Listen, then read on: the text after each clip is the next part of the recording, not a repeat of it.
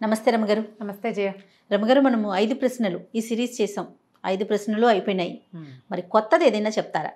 చందమామ కథల్లోంచి పెద్ద కథలు కొన్ని ఉంటాయి కదా చందమామలో. ఇప్పుడు 5 ప్రశ్నలు కూడా అందులోదే కదా. అవును. మాయదారి ముసల్ది ఈ కథ చెప్దాం. ఈ మాయదారి ముసల్ది అనగానే ఎవరో ముసలమ్మ కథ కదా. ఇది యాక్చువల్గా ఏంటంటే బహుశా ఈ మన అరేబియన్ నైట్స్ వాటిలోంచి తీసుకున్న కథ అయ్యుండొచ్చు. ఖలీఫా కథలు అవి కనిపిస్తాయి. ఖలీఫా అనే పేరు వింటాం కదా. ఈ మరి ఎందులో నుంచి తీశారో తెలియదు కానీ నాగభూషణం గారిని ఒక ఆయన రాశారు ఈ కథ. భలే సరదాగా ఉంటుంది, ఇంట్రెస్టింగ్గా ఉంటుంది. ఒక ముసలమ్మ ఎలా బాగ్దాద్ నగరాన్ని అట్టుడికించిందో చెప్తారనమాట. ఇది ఎక్కడి నుంచి అని చెప్పాలి. ఇది బాగ్దాద్ నగరం అంటే ఇది ఎక్కడో అరేబియాలో ఉన్న అరబిక్ నైట్స్ అలాంటి కథల్లోంచి తీసుకుని ఉంటారు. అన్ని ముస్లిం పేర్లే వస్తాయి. ఓకే. ఆ కథ అట్లాంటిది. మన స్టోరీ అంతా మనలాంటి కథలాగానే ఉంటుంది. వాళ్ళ పద్ధతులు కొంచెం తేడాగా ఉంటాయి, పేర్లు తేడాగా ఉంటాయి, ఆ కాలం నాటి విధానం తేడాగా ఉంటుంది. ఇలాంటి కథలు ఎందుకు చెప్తున్నారు లాంటివి అనకండి. హాయిగా కథని ఎప్పటి మన రొటీన్ డైలాగ్ కథలాగా కథే అంతే. కథలాగా వినండి. పిల్లలకి చెప్పడానికి కూడా భలే ఇంట్రెస్టింగ్గా ఉంటుంది. మంచి సరదా కథ. ఓకే అండి. పూర్వం అట బాగ్దాద్ నగరానికి ఆయన ఖలీఫాగా ఉన్నప్పుడు, ఆయన రాజుగా ఉన్నప్పుడు ఒక పావురాల టపా నడిచేదట. పావురాల టపా అంటే ఈ ఊరి నుంచి ఆ ఊరికి వార్తలు పంపించడానికి పోస్ట్ మ్యాన్లు ఆ పావురాల టపాని ఒక అతను నిర్వహించేవాడు. అతనికి 40 మంది బానిసలు, 40 వేట కుక్కలు కూడా ఇచ్చేది గవర్నమెంట్. సడన్గా అతను మరణించాడు. మరణించేసరికల్లా మరి టపా మూసుకుపోయింది. ఇంకోటి ఎవరినో చూడాలి. ఈ వాళ్ళ రాజుగారు ఏం చేశారు, ఈ ఖలీఫా ఈ కుక్కల్ని బానిసల్ని అందరినీ తీసేసుకున్నాడు. అయితే ఈయనకు ఒక భార్య కూతురు ఉన్నారు. దిలైలా ఆయన భార్య పేరు, చనిపోయిన ఆయన భార్య పేరు. కూతురు జీనాబా అని కూతురు. ఈ దిలైలా ఏం చేస్తుందంటే ఖలీఫాకు ఉత్తరం రాయించు కబురు చేసింది. ఈ టపా నిర్వహించడం నాకు వచ్చు, నేను నా కూతురు ఇద్దరం నేర్చుకున్నాం. నా భర్త అబ్సెన్స్లో నేను చేసేదాన్ని, నాకు 4 పనులు వచ్చు. అసలు ఆయన ఏం చేయలే, ఎక్కువ భాగం నేనే చేశా. కాబట్టి ఆ పనిని మాకే అప్పచెప్పండి అంటే ఆయన ఒప్పుకోలే. ఆడవాళ్ళకి ఏమొస్తుంది, ఆడవాళ్ళకి ఏం పెద్ద అలాంటివి రావు. ఏదైనా సహాయం చేస్తే చేసి ఉండొచ్చు. నమ్మల. పైగా ఆ కాలంలో ఏంటంటే వాళ్ళు ఇళ్లలోనే ఉండేవాళ్ళు, ఘోష ఒకటి ఉంటుంది. అవునవును. ఈ వ్యవహారాలన్నిటి మీద ఆయన పెద్దగా నమ్మక మొత్తం అన్ని వెనక్కి తీసేసుకుంటే కొళ్ళు మండిపోయింది. కానీ ఏం చేస్తుంది, ఆ రోజుల్లోనట కొంతమంది దొంగలు ఉండేవాళ్ళు. ఈ దొంగల్లో 2 దొంగల్ని నగర కొత్వాళ్ళుగా నియమించారట. కొత్వాల్స్ 2 అంటే ఇన్స్పెక్టర్లు లాంటి వాళ్ళు. అయితే ఎందుకట, హసను అబ్దుల్ వాళ్ళిద్దరు. ఈ హసను అబ్దుల్ ఎంత ప్రయత్నించినా ఖలీఫా వాళ్ళని పట్టుకోలేకపోయాడు. ఇంత చాకచక్యం ఉన్నవాళ్ళు దొంగలుగా కాకుండా కొత్వాళ్ళుగా ఉంటే ఎవరినైనా బురుడి కొట్టిస్తారు వాళ్ళు అని చెప్పి ప్రకటన ఇచ్చి, మిమ్మల్ని నగర కొత్వాళ్ళుగా నియమించుకుంటాను, మీరు దొంగతనాలు మానేసి వచ్చి కొలువులో చేరండి అని చెప్పి ఇళ్ళు వాకిళ్ళు వాళ్ళకి బానిసలు, కుక్కలు, నక్కలు, తర్వాత గుర్రాలు అన్నీ ఏర్పరిచి వాళ్ళిద్దరిని కొత్వాళ్ళుగా నియమించుకున్నాడు. ఈ దిలైలా కొళ్ళు మండింది. దొంగ వెధవల్ని పట్టుకోవాల్సింది పోయి వాళ్ళని రండిరా బాబు అని పిలిచి వాళ్ళకు ఉద్యోగాలు ఇస్తాడా? నాకైనా అంత చేత కాలేదు, నన్నెందుకు తీసుకోవాలా, నన్ను పరిగణించలా, దొంగల్ని పరిగణించి కొత్తవాళ్ళుగా పెట్టుకున్నాడు. వీళ్ళ సంగతి చెప్తాను నేను, వాళ్ళిద్దరికంటే నేను తెలివిగల దాన్ని ప్రూవ్ చేసుకుంటా అని చెప్పింది కూతురికి. సరే, ఒకరోజు పొద్దున్నే బయలుదేరింది. ఇప్పుడు బయలుదేరటం ఎట్లా బయలుదేరింది, సూఫీ సన్యాసులు ఉంటారు, వాళ్ళు ఏంటి మెడ నిండా తావళాలు అవి వేసుకుంటారు, ఏవో ముసుగు వేసుకుంటారు, చిన్నవి ఇలా టిక్ టిక్ మన కొట్టేది ఏదో ఉంటుంది, ఒక సాధనం, మన చిడతలు లాంటిది ఇట్లా పట్టుకుని కొట్టేది పాటలు పాడడానికి, సూఫీ గీతాలు పాడేందుకు. ఆ సన్యాసిని వేషం వేసుకుంది. రోడ్డు మీద ఈ సన్యాసులు నడుస్తూ అల్లాహో అక్బర్ అని అరుస్తారు. వాళ్ళతో పాటు ఆ వేషం వేసుకుని ఇప్పుడు వాళ్ళతో పాటు వెళ్ళొచ్చు, వాళ్ళతో పాటు ఇప్పుడు ఒక్కతే తిరగటం మొదలుపెట్టింది. అట్లా తిరుగుతూ ఉండగా ఏమైంది, ఇప్పుడు ఒక రాజప్రతినిధులు, తర్వాత రాజాధికారులు, వీళ్ళు నగర అధికారులు ఉంటారు కదా, ఆ లైన్లోకి వెళ్ళింది. ఆ లైన్లో ముస్తఫా అని ఒక పెద్ద అధికారి ఇల్లు ఉంది. ఆ ముస్తఫా చాలా పెద్ద అధికారి. ఖాతూన్ అని ఒక అందమైన భార్య ఉందట. ఎంత అందగత్తో ఆవిడ. పిల్లలు లేరు. కానీ ఆ మామూలుగా ముస్లిమ్స్లో 2వ 3వ వివాహాలు చేసుకునేందుకు అనుమతి ఉంటుంది. పిల్లలు లేకపోతే అందరిలోనూ 2వ పెళ్లి చేసుకోవచ్చు. కానీ ఈ ఖాతూన్ బ్యూటీకి ఇదైపోయి ఆయన భార్యను ముద్దుగా చూసుకునేవాడు. 2వ పెళ్లి చేసుకోవాలి. ఈవిడ పాపం అయ్యో నా వల్ల ఈయనకి పిల్లలు లేకుండా పోయారని ఏదో మందులు మింగుతూ ఉండేది. ఆయన కొంచెం బాధగా ఉండేది. తనతో పాటు దివాణానికి తీసుకెళ్ళడానికి కుమారుడు లేకపోయారని దిగులుగా ఉండేది. కానీ భార్యా వ్యామోహంతో ఆయన పెళ్లి చేసుకోలేదు, ఇంకో పెళ్లి చేసుకోలేదు.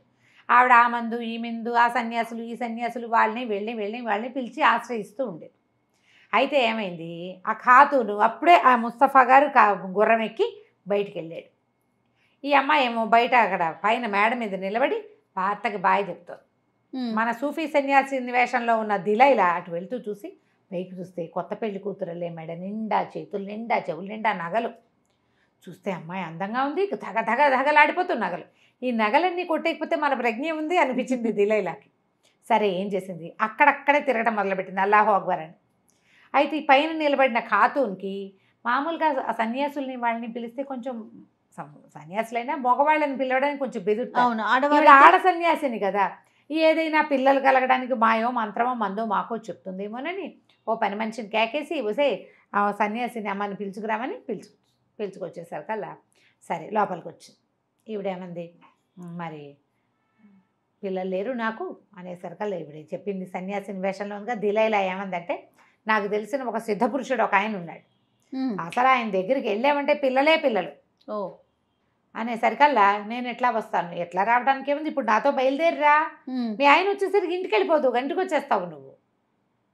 అసలు ఆడవాళ్ళే ఆశ్రయించాలి పిల్లల కోసం, మగవాళ్ళదేముంది, ఆయన ఇంకో పెళ్ళి చేసుకోవచ్చు, పాప మీ ఆయన ఏదో నీకోసం ఆగాడు అనేసరికల్లా బయటికి వెళ్తాం అనగానే ఈవిడ రోజు మెళ్ళో ఉన్న అలంకారాలు రోజువారడివి అట్లా కళకళలాడుతూ ఉంటుంది. ఇంకో 4 వస్తువులు దిగేసుకుంది అమ్మడు వేసుకుని ఈవిడ వెనకాల బయలుదేరింది మేలు ముసుకేసుకుని. సరే ఇద్దరు కలిసి నడుచుకుంటూ వెళ్తున్నారు. వెంబడి తీసుకెళ్తుంది అనమాట. మధ్యలో ఒక దుకాణం కనపడింది. సిద్దిక్ మొహసిన్ అని ఒక దుకాణం. వాడు కుర్రాడు, ఆ షాపులో అబ్బాయి కుర్రవాడు, వివాహం కాలే వాడికి. ఈవిడేం చేసింది, అమ్మాయి నువ్వు బయట కూర్చొని ఈ అందగత్తైన ఖాతుని బయట కూర్చోబెట్టి లోపలికి వెళ్ళి నాయన బాగున్నాటో అదో ఏదో అని పలకరించి నేను చాలా పెద్ద రత్నాల వర్తకలో, మరి బయట కూర్చుంది ఆ పిల్ల నా కూతురు, పెళ్లి చేయాలనుకుంటున్నాను, మరి ఇంకా మా పిల్లని కనుక చేసుకుంటివా, ఇట్లాంటి దుకాణాలు 4 పెట్టుకోవచ్చు, మా ఆయన బౌళ్ళందు దాచిపెట్టాడు, ఆయన కాస్త మరణించాడు, పిల్లని ఎవరైనా పెద్దవాడి చేతిలో పెట్టి వాళ్ళ అండనే నా జీవితం గడపాలని భావిస్తున్నాను అనేసరికి సరే. ఆయన బయటకు చూస్తే చక్కగా మెరిసిపోతుంది, పాదాలు చేతులు తెల్లగా కనపడితే కొంచెం ముసుగులోంచి లీలగా కనపడుతుంది, చక్కగా ఆకారం షేప్ కనిపిస్తుంది కదా, మనుషులు బాగున్నారు అని చూసి అబ్బో ఎంతో బాగుంది అనుకుని చేసుకుంటాను అన్నాడు. చేసుకుని మరి నిశ్చార్థం చేస్తావా, చేస్తానన్నాడు. ఎప్పుడు చేస్తావన్నాడు. చేస్తానంది ఈవిడ. ఎప్పుడంటే ఎప్పుడో ఎందుకు రా నాతోటి, ఇప్పుడే నిశ్చార్థం చేస్తాను, ఏముంది పెళ్ళిళ్ళలో అయిపోతాయి వాళ్ళలో, మరి అలా సింపుల్గా అవునో కాదో ఆ కథలో అట్లా ఉంది.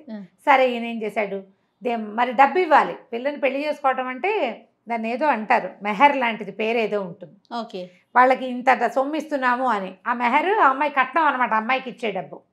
మరి డబ్బులు సంచి సంకలో పెట్టుకుని బయలుదేరాడు. ఈ ఖాతూన్ని ఈ మొహసిన్ని ఇద్దరిని వెంట పెట్టుకుని ముందుకు నడుచుకుంటూ ముందుకెళ్ళేసరికి హజ్ మొహమ్మద్ అనే ఒకటిది కలంకారీ దుకాణం కనపడింది. ఇక్కడ ఏంటంటే కలంకారీ దుకాణం అంటే బట్టలు అద్దకం వేస్తారు, రంగుల్లో ముంచి ఇవ్వటం, కొన్ని డిజైన్లు వేసి ఇవ్వటం, కలర్స్ మార్చడం, బట్టలకి కలర్స్ మార్చడం కనపడేసరికి మీ ఇద్దరు ఇక్కడే ఉండండి, నాకు పని ఉందని లోపలికి వెళ్ళి ఒక మాట మాట్లాడొస్తాను. లోపలికి వెళ్ళి నాయన మా ఆయన చనిపోయాడు, బయట ఉన్న వాళ్ళిద్దరు మా పిల్లలు, మేము చాలా అర్జెంటుగా ఇల్లు ఖాళీ చేయవలసి వచ్చింది, ఎమర్జెంటుగా ఇల్లు కావాల్సిన పరిస్థితుల్లో ఉన్నాను నేను, మీకు మీ దాంట్లో మీ పరిచయస్తుల్లో ఎక్కడైనా ఒక ఇల్లు ఉందా, ఈ పూట ఇల్లు తీసుకోవాలి, సామాన్లు తెచ్చుకోవాలి, మేము అది ఖాళీ చేయవలసి వచ్చింది, మరమ్మతులు పెట్టుకున్నాం, ఆ పని వాళ్ళు ఏమో వచ్చేసారు అనేసరికల్లా ఇతను ఆ మాట ఈ మాట మాట్లాడి చూస్తే మరి ఈవిడ ముసలిది, ఇద్దరు పిల్లలు కనపడతారు, కుర్రాడు, అమ్మాయి ముసుకేసుకుని పిల్ల ఒకటి కనపడుతోంది, వీళ్ళ పిల్లలే అనుకుంటారు ఆవిడ చెప్పడాన్ని బట్టి. ఏమన్నాడు, ఆ దాందే ఉందమ్మా, వీళ్ళకేముంది, మేము మా ఇంట్లో పైభాగం ఎప్పుడు ఖాళీగానే ఉంటుంది, మంచి అంటే అదను వచ్చినప్పుడు అంటే రంగులు వేసే రోజులు వచ్చినప్పుడు ఈ నీలి వర్తకులు వస్తారు, కలర్స్ తెచ్చేవాళ్ళు, బ్లూ ఇండిగో తెస్తారనమాట, దాంతో కదా చాలా రంగులు కలుపుతాం, ఆ వర్తకులు వచ్చినప్పుడు వాళ్ళని ఉంచేవాడిని, ఇప్పుడు ఇల్లు ఖాళీగా ఉంది, ఆ ఇల్లు ఖాళీగా ఉంది, కావాలంటే మీరు ఉండండి కొద్ది రోజుల పాటు అంటే, మా నాయన అంతకంటే నా నాయన చాలా సంతోషం, రెంట్ అది మాట్లాడుకుందాం, నువ్వు రా సాయంకాలానికి ఇంటికి వస్తే మాట్లాడుకుందామని తాళాలు చేతితో పుచ్చుకుంది. ఆ ఇంటి అడ్రస్ చెప్పాడు. ఆ కలంకారీ దుకాణం నుంచి బయటకు వచ్చి ఈ పిల్లని ఈ కుర్రాన్ని మొహసీన్ అనే అబ్బాయి, ఖాతూన్ అనే అమ్మాయి ఇద్దరిని వెంబడబెట్టు తీసుకుపోయింది ఆ ఇంటికి. తీసుకెళ్ళి ఆ మొహసీన్ ఏమో నువ్వు ఇక్కడ కూర్చో, నేను కాజీని పిలుచుకొస్తాను అని కింద ఇంట్లోకి పంపించింది. ఖాతూన్ ఏమో తీసుకుని మేడ మీదకి తీసుకెళ్ళి మేడ మీదకి వెళ్ళిన తర్వాత సరే కాసేపు గడిచాక కిందకు వచ్చేసరికల్లా ఆ అమ్మాయికి ఏం చెప్పిందంటే, ఆయన దగ్గరికి నగలు అవి పుచ్చుకుని వెళ్ళకూడదు, ఇన్ని నగలు ఉన్నాయి కదా, నేను నగలన్నీ మూట కట్టి పెట్టు, ఒట్టిగా దర్శించుకుందాం, ఖాళీగా వెళ్ళి దర్శించుకోవాలని చెప్పింది. సరే ఒప్పుకుందా అమ్మాయి. నగలు తీసుకుంటోంది. ఇవి కిందకు వచ్చేసరికల్లా ఏం కుర్రాడు అన్నాడు, నిస్తార్థమన్నావు ఏది చేయవా మరి అన్నాడు. నిస్తార్థానికి ఏముంది, నా కూతురికి బానిస పిల్లలు ఎవరో చెడు మాటలు చెప్పేశారు, నేను నీ షాపుకి వచ్చినప్పుడే దానికి తెలుసు నీ ఒంటి మీద బొల్లుందని అదని చెప్పారు దానికి, వీడికి బొల్లుంది నేను చేసుకొని అంటోంది మా పిల్ల అనేసరికి, బొల్ల నాకెక్కడ బొల్లుంది, నాకు బొల్లు లేదు ఏం లేదు అన్నాడు. సరే అయితే ఓ పంచి, నువ్వు చొక్కా విప్పుకుని కూర్చో, నీ సంచీను అదేను నీ చొక్కాని నేను పుచ్చుకుంటాలే, చొక్కా విప్పుకుని కూర్చో, నేను పోయి మా పిల్లని పిలుచుకొస్తానని. ఈయన ఏం చేశాడు, ఒంటి మీద అంగరకాలాంటిది ఏదో పక్కకి తాళ్ళు కట్టే చొక్కా ఉంది, ఆ చొక్కా ఓడ తీసుకున్నాడు, కింద ఏదో పైజమా వేసుకుని ఉన్నాడు అతను. ఆ చొక్కా ఓడదీసి ఆ చొక్కాను ఆ సంచి ఆవిడ చేతికి ఇచ్చాడు. ఒళ్ళంతా చూపించద్దా, వీపంతా బొల్లి ఉందో లేదో చూపించాలి కదా, అందుకని ఆ సంచి ఆవిడ చేతిలో పెట్టాడు. ఈవిడ పైకి వెళ్ళి ఏమంది, అమ్మాయి మరేమో ఆయన వచ్చి కింద కూర్చున్నాడు సిద్ధపురుషుడు, మరి నువ్వు పదా నేను నీ నగలు అవి జాగ్రత్త పెట్టి వస్తానంది. ఈ అమ్మాయి మెట్లు దిగి వెళ్ళే లోపల ఆవిడ ఆ అమ్మాయి నగల సంచి, వీడి డబ్బుల సంచి, వీడి చొక్కా పుచ్చుకుని దిగి వెళ్ళిపోయింది. ఈ ఖాతూన్ ఏం చేసింది, కిందకు వచ్చి చూసేసరికల్లా ఎవరు కనపడ్డారు, లోపలికి వెళ్ళేసరికల్లా ఈ చొక్కా విప్పు కూర్చుని కుర్రాడెవడో కనపడ్డాడు. ఇంతకుముందు వీడు మనతోటే వచ్చాడనే ధ్యాస లేదు ఆ అమ్మాయి, అతను అసలు చూడలేదు, పట్టించుకోలేదు, ఎవరినో పిలుచుకొస్తోంది అనుకుంది. ఏది నా ఒంటి మీద బొల్లుందన్నట్టుగా చూడని వీపు చేయి పొట్ట చూపించబోయాడు. ఈ అమ్మాయి కంగారు పెట్టి, వీడెవడో నాకు ఒళ్ళు చూపిస్తున్నాడు ఏమిటి రోతగా అని పరిగెత్తుకుంటూ పైకి వెళ్ళిపోయి ఒక్క కేక పెట్టి పరిగెత్తుకుంటూ వెళ్ళి మేడ మీదకి వెళ్ళి తలపేసి కూర్చుంది. వీడేమో కింద కూర్చున్నాడు, ముసలం వస్తుంది అనుకుంటున్నాడు. ఇంతలో ఈవిడేం చేసింది, ఆ కలంకారీ షాప్ వాడి దగ్గరికి వెళ్ళేటప్పుడు చేతిలో మూట ఉంది, నగలది ఒక మూట, అతను డబ్బులు సంచి, చంకలో పెట్టుకునే సంచి, వాడి చొక్కా, వీటిని తనకు తెలిసిన ఒక దుకాణంలో పెట్టింది. ఇప్పుడే వస్తా అని చెప్పి కలంకారీ వాడి దగ్గరకు వచ్చింది. హజ్జ మొహమ్మద్, ఆ మొహమ్మద్ దగ్గరకు వచ్చి, బాబు చాలా బాగుందండి, ఎంత సహాయం చేశారో మీరు, కాకపోతే ఒక చిన్న పని ఉందండి, నేను ఇంటికి వెళ్ళి సామాన్లు పట్టించుకొస్తా, మీరు నాకు ఒక పని చేయండి, పిల్లలు ఆకలో నా అలవటిస్తున్నారు అని ఒక దినారం చేతిలో పెట్టింది. దినారం అంటే పెద్ద డబ్బు, ఓ 1000 రూపాయలు అనుకో, కాస్త మా పిల్లలకి రొట్టెలు అవి పట్టించుకెళ్ళండి, మీరు కూడా ఈ పూట ఫలహారం నా సొమ్ముతోటే చేసేయండి అంతే. సరే ఆయన ఏం చేశాడు, ఏదో పెద్దది మన ఇల్లు అద్దెకి ఇచ్చాము బాగానే ఉంది కదా, అవును, ఆ దినారం పుచ్చుకుని వెళ్ళేసరికల్లా ఒక 2 నిమిషాల్లో ఆ పనివాడు బయట ఏదో పని చేస్తున్న కుర్రాడు లోపలికి వచ్చాడు. ఈవిడ అటు ఇటు చూస్తుంది, అలంకారీ రంగులేసే సామాన్లు గీమాన్లు చాలా ఉన్నాయి. ఆ కుర్రాడికి అంది, బాబు నువ్వు ఇక్కడే ఉన్నావా, నాకు కనపడలేదు, మరేమోను అతను రొట్టెల దుకాణానికి వెళ్ళాడు, నిన్ను ఒక మాట రమ్మన్నాడు మీ యజమాని అనేసరికల్లా, మరి నేను ఇక్కడ కొట్లో ఎవరుంటారు, నేను ఉంటా కదటయ్యా, నేను ఉంటాగా, మీ యజమాని ఇల్లు అద్దెకి తీసుకుని దాన్నే కదా నేను ఉంటాలే, నువ్వు వెళ్ళని కుర్రాన్ని పంపేసింది. ఈ కొట్లో సామాన్లు తను ఏమేమి ఎత్తిపెట్టి ప్యాక్ చేసేయగలదు అవన్నీ తీసేసుకుంది, పక్కకి తీసేసి ఆ దారైపోతున్నటువంటి ఒక మోత గాడిద కుర్రవాడిని పిలిచింది. అక్కడ ఏంటంటే మోత బరువు సామాన్లు మోసుకెళ్ళడానికి గాడిదలు కుర్రాళ్ళు, మోత బరువు కుర్రాన్ని పిలిచి, ఒరే అబ్బాయి ఈ దుకాణం తెలుసు కదా, హజ్ మొహమ్మద్ కలంకారీ వాడు మా అబ్బాయే, వాడు అప్పులు చేశాడు, అక్కడి నుంచి రాజభట్లు వచ్చి జప్తు చేయబోతున్నారు, మరి కొన్ని సామాన్లు ఉపయోగపడే సామాన్లు ఏమో నేను గాడిద మీద వేసి పట్టుకెళ్తాను, నీ గాడిదని కాసేపు నాకు ఇవ్వు, మరేమో నువ్వు ఇక్కడే ఉండు, నేను ఇవి సామాన్లు ఇంటి దగ్గర చేర్చేసి మళ్ళీ వస్తా, నువ్వేం చేస్తావంటే ఈ రంగుల సీసాలు అవి ఉన్నాయి, అది ఆవిడ కదపలేదు, కదపగలిగేవన్నీ పట్టుకెళ్ళిపోతుంది, ఈ కదపలేని సీసాలు అవన్నీ పగలగొట్టేసేయి, లేకపోతే భటులు వచ్చి జప్తు చేసేస్తారు, జప్తు అయితే మళ్ళీ దుకాణం పుట్టదు అని చెప్పింది. ఈ కుర్రాడు ఏమనుకున్నాడు, మనం దుకాణంలో ఉన్నాం, ఇన్ని రంగులు ఉన్నాయి, ఇవి పగలగొట్టే పని మనకే కదా అప్పచెప్పారు, ఇంకో రూపాయి ఇస్తుంది, ఒక దినారం వాడి చేతిలో పెట్టింది, వచ్చాక ఇంకో రూపాయి ఇస్తాను. ఈ గాడిద మీద ఈ కలంకారీ వాడి సామాన్లు అన్నీ వేసుకుని ఇంటి దారి పెట్టేసింది, వెళ్ళిపోయింది. ఇక అక్కడి నుంచి ఏమైంది, కలంకారీ ఆయన అక్కడికి వెళ్ళాడు, హజ్ మొహమ్మద్ రొట్టెల దుకాణానికి వెళ్ళాడు, పనివాడు అక్కడికి వెళ్ళాడు. ఏమిటండి పిలిచారట అన్నాడు. నేను పిలవటం ఏమిటి అనేసరికల్లా ఆ చేపలో ఉన్న ముసలమ్మ చెప్పిందండి మీరు పిలిచారని. ముసలమ్మ అలా ఎందుకు చెప్తుంది? ఆవిడే కదా రూపాయి ఇచ్చి దినాలు రొట్టెలు కొనమంది. సరే పద వెళ్ళి వెనక్కి చూద్దాం ఏం చేస్తుందో అని ఇద్దరు కలిసి వెనక్కి వచ్చారు. వెనక్కి వచ్చేసరికి కుర్రాడు ఉన్నాడు, మోతగాడిదేవాడు. వాడేం చేస్తున్నాడు, ఆ రంగు సీసాలు రకరకాల రంగులు అన్నీ పగలగొట్టేస్తున్నాడు. ఊరి నీకడు పుడక ఏమిట్రా నా సామాన్లన్నీ పగలగొడుతున్నావు అంటే మీ అమ్మే పగలగొట్టమందంటాడు. మా అమ్మ ఏనాడు చచ్చిపోయింది అమ్మరా అంటే నా తెలియదండి నా గాడిదేది అంటాడు వాడు. వాడేమో నా గాడిదో అంటాడు, ఈయనేమో నా షాపో అంటాడు. మీ అమ్మ అంటాడు వాడు, మా అమ్మ చచ్చిపోయిందిరా అంటాడు వీడు. గందరగోళంగా కొట్టేసుకున్నారు. చుట్టుపక్కల షాపుల వాళ్ళంతా చేరారు. ఇక్కడ ఏదో జరిగిందని అర్థమైంది వాళ్ళకి. కాసేపటికి స్థిమితపడ్డారు. సరే పద ఈ ముసల్దాని పిల్లలిద్దరూ మన ఇంట్లోనే ఉన్నారు, అక్కడికి పోదామన్నారు. ఈ గుంపంతా పోయారు. అక్కడికి పోయేసరికల్లా కింద తలుపు కొట్టారు. మోహసిన్ కూర్చున్నాడు కదా, చొక్కా విప్పుకుని వారి దగ్గర డబ్బులు లేవు, చొక్కా లేదు. తలుపు తీసాడు. తలుపు తీసేసరికల్లా వీళ్ళు అడిగారు, ఏరా వెధవా, దొంగ వెధవా, మీ అమ్మ ఎదురంటే మా అమ్మ ఎప్పుడో చచ్చిపోయింది అంటాడు. అందరు అమ్మలు చచ్చిపోయారు. మా అమ్మ మీ అమ్మ చచ్చిపోవడం ఏంటి, నీ వెంట వచ్చింది కదంటే, నా వెంట వచ్చింది ముసలిది, మా అమ్మ కాదు, కూతుర్నిచ్చి పెళ్లి చేస్తానని నన్ను తీసుకొచ్చింది. ఆ కూతురేమో మేడ మీద కూర్చుంది. తల్లి కూతురులు ఇంకా దిగలేదు, వాళ్ళ కోసమే చూస్తున్నాను. కాజీని తీసుకొస్తానంది, పెళ్లి కోసం చూస్తాను, నా డబ్బులు నా చొక్కా దాని దగ్గరే ఉన్నాయి అన్నాడు. అమ్మో ఇదేదో విచిత్రంగా ఉందని పైకి వెళ్ళి తలుపు కొట్టారు. ఆవిడ తలుపు తీసింది. తలుపు తీసేసరికల్లా పెళ్ళయిందా మీ అమ్మ ఏదన్నాడు. మా అమ్మ ఎప్పుడో చచ్చిపోయిందండి, అయినా మా అమ్మ ఈ ఊళ్ళో లేదు, వేరే ఊళ్ళో ఉంటుంది. నువ్వెవరమ్మా అంటే ఇది మా అమ్మ, మీ అమ్మ. ఈ గందరగోళం. సిద్ధపురుషుడు ఏడి, చొక్కా విప్పుకుని వీడున్నాడు అంటుంది అమ్మాయి. గందరగోళంగా వాదించుకున్నారు. చివరికి ఒక గంటకి వాళ్ళకి అర్థమైంది, ఈ ముసలమ్మ మొదట ఖాతూన్ని తెచ్చింది, ఖాతూన్ నుంచి మొహసిన్ దగ్గరికి వెళ్ళింది, అక్కడి నుంచి హజ్ మహమ్మద్ దగ్గరికి వచ్చింది, తర్వాత గాడిద పోయింది, హజ్ మహమ్మద్ సామాన్లు ఉన్న కొన్ని పట్టుకుపోయింది, వీడి చొక్కా వీడి డబ్బులు పోయినాయి, ఖాతూన్ ఒంటి మీద బంగారం అనేది లేకుండా మొత్తం కొట్టేసింది. ఆవిడేమో నేను ఫలానా ఆయన భార్యని అని చెప్పింది, ముస్తఫా గారి భార్యని అనేసరికల్లా ఒక తోడిచ్చి ముస్తఫా ఇంటికి పంపించారు. అక్కడి నుంచి ఆ ముస్తఫా వీళ్ళని పిలిచాడు, ఆ నగర పాలకుడిని. ఏమిటండి మీ వ్యవహారం, ఇట్లా చేస్తున్నారు ముసలమ్మలు, ముసలిది చేస్తుంటే బాగ్దాద్ నగరంలో ఎంతమంది ముసలమ్మలు ఉన్నారు, ఈ ముసలిదాన్ని ఎలా గుర్తుపడతాం, పైగా ముసలిది దాని రెగ్యులర్ వేషంలో లేదు, సూఫీ వేషంలో ఉంది.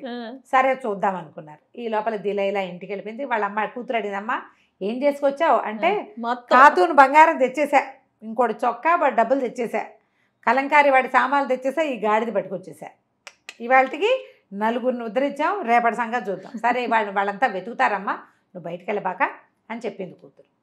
నగరం అంతా చెప్పుకుంటున్నారు ఏమిటో జరుగుతుంది. ఇప్పుడు వీళ్ళేమనుకున్నారు, మన నలుగురం వెతుకుతాం, ఇప్పుడు వాళ్ళు గుర్తుపడతారు ఈవిడ్ని. ఖాతూన్ బయటికి రాదు కానీ మిగిలిన వాళ్ళు ఉన్నారు కదా, పనివాడు, ఇతను మొహసీను, మొహమ్మద్, గాడిద బరువు వాడు, వీళ్ళు గుర్తుపడతారు. వెతుకుదాం అనుకున్నారు. మేము వెతుకుతాం, మీరు వెతకండి అని రాజభట్లకు చెప్పారు. పొద్దున ముందర సూఫీ సన్యాసిని వేషం వేసింది కదా, ఈసారి ఏం చేసింది, ఒక సంపన్నుల ఇళ్లలో పరిచారికలు ఉంటారు, వాళ్ళకు ఒక ప్రత్యేకమైన డ్రెస్సింగ్ ఉంటుంది.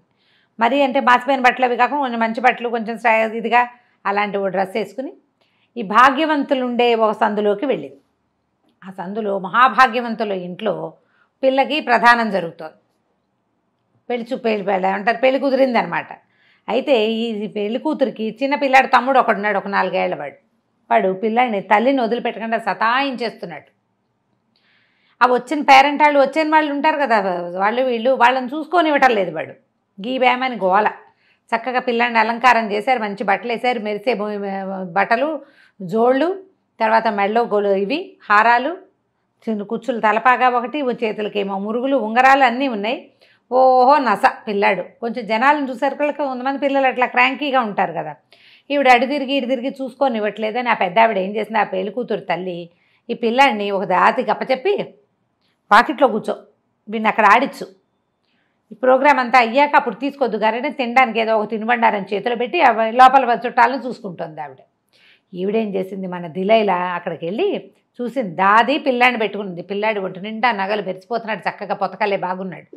వీడు నగలు కొట్టకపోతే ఏమిటి మన ప్రజ్ఞ, వీలాగేయాలని ఏం చేసింది, ఒక చెల్లని కానీ ఒకటి తీసి నాణ్యం అక్కడ దాది బయటకు వచ్చిందిగా, ఆ అమ్మాయి చేతిలో పెట్టింది.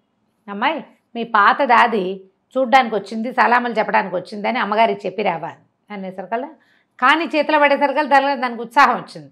దానికేం చెప్తా కానీ అవ్వా ఇదిగో ఈ పిల్లాడు ఉన్నాడే, ఈ చిన్న బాబు, ఈయన కనుక కనపడితే అమ్మగారిని ఇక పని చేసుకొనివ్వడు, లోపలికి వెళ్తే మరి ఏమంటావు అంది. అనేసరికల్లా ఇదేలేంది, దానికేముంది, పిల్లాడిని నేను పట్టుకోను, అసలు వీడు పుట్టిందే నా చేతిలోను, నేను పట్టుకుంటా, నువ్వు వెళ్ళి అమ్మగారికి చెప్పిరాను అనగానే అదేమో ఆ దాసి లోపలికి వెళ్ళింది. ఈవిడ పిల్లాన్ని ముచ్చుకుని ఉడాయించేసింది, తీసుకొచ్చేసింది బయటికి. చకచక పైన తొడిగిన కోటు, అంగరఖ, ఆమె మెళ్ళ ఉన్న నగలు గిగలు అన్నీ ఊడదీసేసింది. వాడికి ఏదో తినుబండారం చేతిలో పెట్టేసరికి వాడు చప్పరిస్తున్నాడు, ఈవిడ పని చేసేసి ఒక పెద్ద నగల వర్తకుడు కొట్టులోకి వెళ్ళింది. ఈ పిల్లాడు ఎవరి పిల్లాడు? నగల వర్తకుల పెద్ద కొడుకు. వాళ్ళొక గ్రూపుకి ఒక మెదవాళ్ళు ఉంటారు కదా, లీడర్ కొడుకు. పిల్లాడు చక్కగా వాళ్ళ నాన్నకి మళ్ళీనే ఉంటాడు. ఆ వెళ్ళిన నగల దుకాణంలో వాడు ఈ పిల్లాడిని గుర్తుపెట్టాడు. వర్తకుల పెద్ద తాలూకు కొడుకు, ఆఖరివాడు వీడు అని. ఏమిటబ్బా ఇటు వచ్చావు, ఎవరు, ఏమిటి వినమా అని అడిగాడు. అడిగేసరికల్లా ఇదిగో వీళ్ళ అక్కయ్యది ప్రధానం, సామాన్లు ఏవో ఒక 1000 రూపాయలకి తగ్గకుండా అది తీసుకురమ్మన్నారు అమ్మగారు, ఎవరో చదివించారట, మరి 1000 నాణ్యాలు పంపిస్తారు సరుకు ఇచ్చేస్తే అనేసరికల్లా 1000 నాణ్యాలకి 4 జతల గాజులు, అవి ఇవి వస్తువులు, ఒక కంఠే కాసుల పేరు అన్నీ తీసి మూటగట్టాడు. పిల్లాడిని కావాలంటే ఉంచుకో, అమ్మగారు డబ్బులు పంపిస్తారంటే, పిల్లాడు ఎందుకమ్మా, నాకు అక్కర్లేదు తీసుకెళ్ళమన్నాడు. నాకు వద్దునైనా, మోసుకెళ్ళొద్దు, చచ్చే పోసుకొచ్చాను పిల్లాడిని, మళ్ళీ మోసుకెళ్ళాలి, ఇక్కడే ఉంచు, వాళ్ళే బండి పంపించి పిల్లాడిని తీసుకెళ్తారు అని నగలు పుచ్చుకెళ్ళిపోయింది. 1000 రూపాయలవి. 1000 ఇవ్వాల, 1000 అమ్మగారు పంపిస్తుంది. అదే కదా, ఎవరో చుట్టాలు 1000 వరహాలకి నగలు తెప్పించుకుని చదివించుకోమన్నారు పిల్లకి. అలా కథ చెప్పింది. అయిందా, ఇంతలో అక్కడ పెద్ద రగడైపోయింది. పిల్లడిది దాసి అంటుంది, నేను బయటకు వచ్చినప్పుడు కనపడింది ముసల్ది, మరి పని మనిషిలాగానే ఉంది వేషం, అమ్మగారికి సలాములు చెప్తానంది. ఒక్క నిమిషం నేను ఇట్లా లోపలికి వచ్చేసరికి చిన్నబాబు లేడు, ముసల్ది లేదు. ఇక లబో దిబో ఊరంతా వెతికేస్తున్నారు. ఇంతలో ఏమైంది, ఎంతసేపటికి ఎవరూ రావట్లేదు, మధ్యాహ్నం భోజనాలు వేళ అయిపోతుంది అని చెప్పి ఈయన డబ్బుల కోసం పిల్లాడి చేయించుకుని వాకిట్లోకి వచ్చి నుంచున్నాడు. ఈ బళ్ళ మీద హడావిడిగా తిరుగుతున్నాడు. అదిగదిగదిగో చిన్నబాబు అన్నారు. వీడి దగ్గర దొంగ పెదవా, మా పిల్లాడిని ఎత్తుకొస్తావా, వీడి ఒంటి మీద నగలేవి బట్టలేవి అని అడిగాడు. నా 1000 రూపాయల నగల మాట ఏమిటండి అన్నాడు వర్తకుడు. ఒకళ్ళ మొహాలు ఒకళ్ళు చూసుకున్నారు. ఏం చెయ్యాలి? అక్కడి నుంచి వీళ్ళు పోయి ఆయన దగ్గరికి వెళ్ళారు. ఖాలిద్, ఆ నగర ఏమంటారు, మన మెయింటెనెన్స్ చేస్తారు కదా, ఆయన నగర పాలకుడు. ఆయన దగ్గరికి వెళ్ళి, ఏమిటి మీ నిర్వాహకం, మీ కింద చూడండి ఇట్లా గోల అయిపోతుంది, ముసలాళ్ళు ఇట్లా చేసేస్తున్నారు, డామ్ డూమ్ అన్నారు. సరే అందరూ వెతుక్కుంటున్నారు. వీళ్ళు వెతకడం మొదలుపెట్టారు. ఆ ముసలిది ఎక్కడ కనపడినా సరే దాని అంతు చూస్తానన్నాడు నగల వ్యాపారి. ముసలిది కనపడుతుంది, అది ఒక వేషంలో ఉంటే కనిపిస్తుంది వీళ్ళకి. ఇంతలో ఏమైంది, గాడిద కుర్రాడు అటు ఇటు తిరుగుతున్నాడు, ఒక చోట కనపడింది. వేషం మార్చినా గుర్తుపట్టేశాడు. వెళ్ళి పట్టుకున్నాడు. దొంగ మొహమా, నా గాడిదేది అన్నాడు. అయ్యో గాడిదకి ఏమిట్రా, ఎందుకురా అబ్బాయి అంత కంగారు పడతావు, మంగలి మసూద్ లేడు, మసూద్ దగ్గర పెట్టా నీ గాడిదని, నీకు ఇప్పిస్తాను రమ్మంది. వాళ్ళేమనుకున్నారు, ముందు వాళ్ళు ఆ మసూద్ దగ్గర కలుద్దామని అనుకున్నారు. ఒకసారి అంటే మనం కలవడానికి ఒక ప్లేస్ పెట్టుకున్నారు అనమాట. వాళ్ళు వెతుక్కోవడానికి వాళ్ళు వెతుకుతున్నారు, వాళ్ళ దారిని వాళ్ళు ఇక్కడికి వచ్చి కలుద్దాం అనుకున్నారు. సరే ఏమైంది, మసూద్ దగ్గరికి తీసుకెళ్ళి పిల్లాన్ని బయట కూర్చోబెట్టి లోపల మసూద్ దగ్గరికి వెళ్ళి, బాబు ఎంత కష్టం వచ్చిందోరా నాయన నాకు అని. ఏమిటి పిన్నమా నీకేం కష్టం వచ్చిందంటే, బయటకు వచ్చినాడే మా పిల్లాడు, వాడికి పిచ్చెక్కిపోయిందిరా నాయన, ఆ గాడిద అంటాడు ఎంతసేపును, ఆ గాడిద చచ్చిపోయింది, వాడికి ఇష్టమైంది, ఆ చచ్చిపోయిన గాడిద కోసం నా గాడిదు అని ఏడుస్తాడురా ఎంతసేపు అనేసరికి దాందేముంది, శుభ్రంగా బుర్ర నున్నగా గురిగి 3 నిమ్మకాయలు మర్దం చేసామంటే పిచ్చికిచ్చి వదిలిపోతుంది అనగానే వాడు ఒప్పుకోడురా అంది. ఒప్పుకోవడానికి నేను చూస్తాగా పినమా నీకెందుకు అంటే, అలాగే నాయన అని ఒక దినారం చేతిలో పెట్టింది. వాళ్ళు ఏం చేశారు, బాబు లోపల రాని పిలిచారు. నా గాడిదేది అన్నాడు. ముందులే నీ గాడిదే అని చెప్పి అక్కడ 3-4 పని వాళ్ళు ఉన్నారు, మంగళ్ళు అందరూ మర్దం చేసేవాళ్ళు. వాడి కుర్రాడి పెడరెక్కలు విరిచి పట్టుకున్నారు, కాళ్ళు చేతులు కట్టేశారు, కుర్చీకేసి దొడ్లో తీసుకుపోయారు, వాడి గుండు గీశారు, నున్నగా మర్దం చేశారు. వాడు లబోదిబో, వీళ్ళు ఆగలేదు. ఈ లోపల ఈవిడేం చేస్తుంది, వీళ్ళంతా దొడ్లోకి వెళ్ళారు కదా, ఆ దుకాణంలో ఉన్న కత్తులు, కత్తెరలు, సానలు అన్నీ ఓ సంచులు వేసుకుని మొత్తం పట్టుకెళ్ళిపోయింది. లోపలికి వచ్చి చూశారు. సరే వాడు మర్దన అయింది, మర్దన అయ్యాక పినమా పని పూర్తయిందని చెబుదామని వచ్చాడు. చెప్తే ముసలిది లేదు, సామాన్లు లేవు. అర్థమైంది. ఏరా దొంగ పినిగా మీ అమ్మేదిరా అని అడిగాడు. మా అమ్మ ఏనాడో చచ్చిపోయింది అంటాడు గాడిద కుర్రాడు. అనేసరికి గుండు చదువుకుంటాడు వాడు, హాయిగా ఉంది, ఖర్చు లేకుండా గుండె వచ్చేసింది. ఇంతలో ఏమైంది, వాళ్ళిద్దరూ వచ్చారు. వ్యాపారస్తుల పెద్ద ఇక్కడ కలుసుకుందాం అనుకున్నారు. ఊరంతా తిరిగారు. ఈ ముసల్దాన్ని ఈ రూపంలో ఉన్న ముసలమ్మ కోసం. అందరూ చేసేసరికి వాళ్ళకి అర్థమైంది, అమ్మ మళ్ళీ దొరికాను రా అని అర్థమైంది. సరే అందరూ కలిసి మళ్ళీ వెతకడానికి బయలుదేరేసరికల్లా వీళ్ళకి మళ్ళీ దిలైలా కనపడింది. అందరూ కలిసి మీద పడి పట్టేసుకుని ఖాళీద్ దగ్గరికి తీసుకెళ్ళారు, నగరపాలకుడి దగ్గరికి తీసుకెళ్ళి. ఏమైంది, వీళ్ళంతా మగవాళ్ళు. ఎంతమంది వచ్చారు మరి?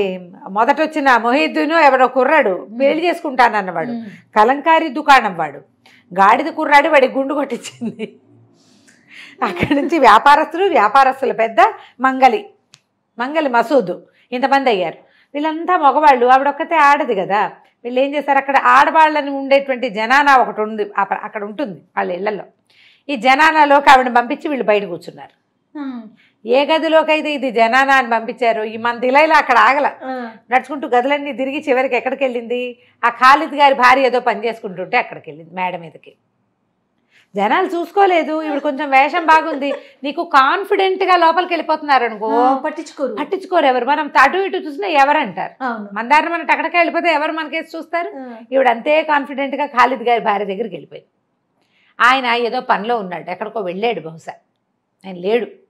ఇక దగ్గరికి వెళ్ళేసరికల్లా మరి సలాం చెప్పింది, మీ ఆయన గారు బానిసల్ని కొనుగోలు చేశారు, 1200కి మా బానిసల్ని మీ వారికి అమ్మాను అన్నది. అనేసరికల్లా బానిసలా, మా ఆయన చెప్పలేదే నాకేమీ అంది. కావాలంటే చూడండి అని మేడ మీద నుంచి కిందకి చూపించింది. కింద ఈ మొత్తం గుంపంతా మోసపోయిన గుంపు కింద పైనుంచి చూశాడు, అబ్బో హట్టాకట్టాగా బాగున్నారు, శుభ్రంగా ఉన్నారు అని చెప్పి మంచి బేరమే చేశారు. కానీ నా దగ్గర డబ్బులు, నేను తొందరగా వెళ్ళాలమ్మా, చాలా అర్జెంటు పని ఉంది నాకు అన్నది. అనేసరికల్లా మా ఆయన వచ్చి, ఇవాళ డబ్బులు నా దగ్గర ఇద్దును కానీ 1000 ఉందమ్మా, 1200 అంటివి కదా, అన్ని లేవు నా దగ్గర. 1200కి ఏముందమ్మా, భయానా 200 పుచ్చుకున్నాను కాదు, 1000 ఇవ్వండి నాకు చాలని. ఖాలిద్ గారి భార్య 1000 రూపాయలు చేతిలో పెట్టింది. ఈవిడ శుభ్రంగా ఏమందంటే, అది వినుంటిని దొక్కుని, అమ్మమ్మ బానిసల్ని మా ఇంట్లో ఎన్నేళ్ళ నుంచో పనిచేస్తున్నారు, ఇప్పుడు వాళ్ళ ముందు నుంచి బయటికి వెళ్ళి వాళ్ళ మొహాలు చూడాలంటే చాలా బాధగా ఉందమ్మా, అలవాటు పేరు దొడ్డిదారిని పంపిద్దురు బాబు, మీకు పుణ్యం ఉంటుందని. అనగానే ఈవిడేం చేసింది, పోలే ముసలిది పెద్దది ఎంత బాగా అడుగుతోంది కదా, వస్తే వెనకాల గది తలుపులు తీయండి, మామ బయటికి వెళ్ళిపోతుందని ఈ మామని అట్టించి పంపించింది. ఆవిడ దారిని ఆవిడ వెళ్ళిపోయింది. ఈ లోపల ఆయన నిద్రపోతున్నాడు ఖాలిద్. అది ఆయన నిద్ర లేచి వచ్చి ఏదో పలహారం చేశాక, భలే మంచి బేరం చేశారండి, 1200కి మంచి దిట్టమైన బానిసల్ని పట్టారండి. బానిసలు ఏమిటే, నేనెవరిని కోరినాను అనేసరికల్లా ఆవిడంది, అదేమిటి బానిసలు ఇదిగో పైనుంచి చూస్తే కనబడుతున్నారు, చూస్తే వీళ్ళు బానిసలు కాదే అన్నాడు. నాకు తెలీదు, 1000 రూపాయలు ఇచ్చేసాను నేను ముసలావిడికి. వాళ్ళు మోసపోవటంతో పాటుగా ఎక్కడికి వెళ్తే అక్కడ అక్కడి నుంచి ఆయన మెట్లు దిగి కిందకు వచ్చేసరికి, ఏమిటి మీరేనేమిటాయి, నేను కొన్న బానిసలు అన్నాడు. ఆ రంగానే అందరూ ఓకమడిగా పొట్టాడారు. బాబు మీరు మీ నిర్వాహకం ఏడిసినట్టే ఉంది, మేమేదో ఫిర్యాదుతోటి ఖైదీని అమ్మాయిని కూడా ఫిర్యాదులు మేము ఎవరిని పట్టుకొచ్చాము, దొంగని మేము ఫిర్యాదు చేయడానికి వచ్చాం, దొంగనేమో పట్టుకొచ్చాం, మీ ఇంట్లో పంపించాం, దాన్ని కాస్త చల్లగా అటేటో పంపేసి ఇప్పుడు మమ్మల్ని బానిసలు అంటారు ఏమిటండి, భలేవాళ్ళు మీరు అని పోటాడేసరికల్లా అక్కడి నుంచి ఇంకేముంది చూస్తే లేదు, వెనకాల తలుపులు ఎప్పుడో తెరుచుకుపోయినా ఏనాడో వెళ్ళిపోయింది. ఎటు వెళ్ళిందండి ఎవరికి తెలుసు, వెళ్ళిపోయింది. అక్కడి నుంచి అందరూ కలిసి పోటాడారు. ఈయన ఖాలిద్ కంగారు పడ్డాడు. ఈ లోపల నగర వర్తకుల పెద్ద వాళ్ళు వీళ్ళు అందరూ అరిచొచ్చి పోటాడారు. ఏం నిర్వాహం చేస్తున్నారండి, ఇట్లా ఇళ్లలోకి దూరి ఆడవాళ్ళ మీద పడితే ఎట్లా, మా ఇంట్లో మా పిల్లాన్ని తీసుకుపోయి మాకు 1000 రూపాయలు బొక్క, వాళ్ళ ఇంట్లో ఖాతూన్ వంటి మీద నగలన్నీ కొట్టేసింది, ఇప్పుడు మేమేం చేయాలి అని ఆయన కూడా వచ్చాడు. ఖాతూన్ వాళ్ళ ఆయన కూడా, ఖాతూన్ మొగుడు మరి ఆ బంగారం అంతా అమ్మాయి పట్టుకెళ్ళిపోయింది కదా దిలైలా, వచ్చాడు అతను కూడా.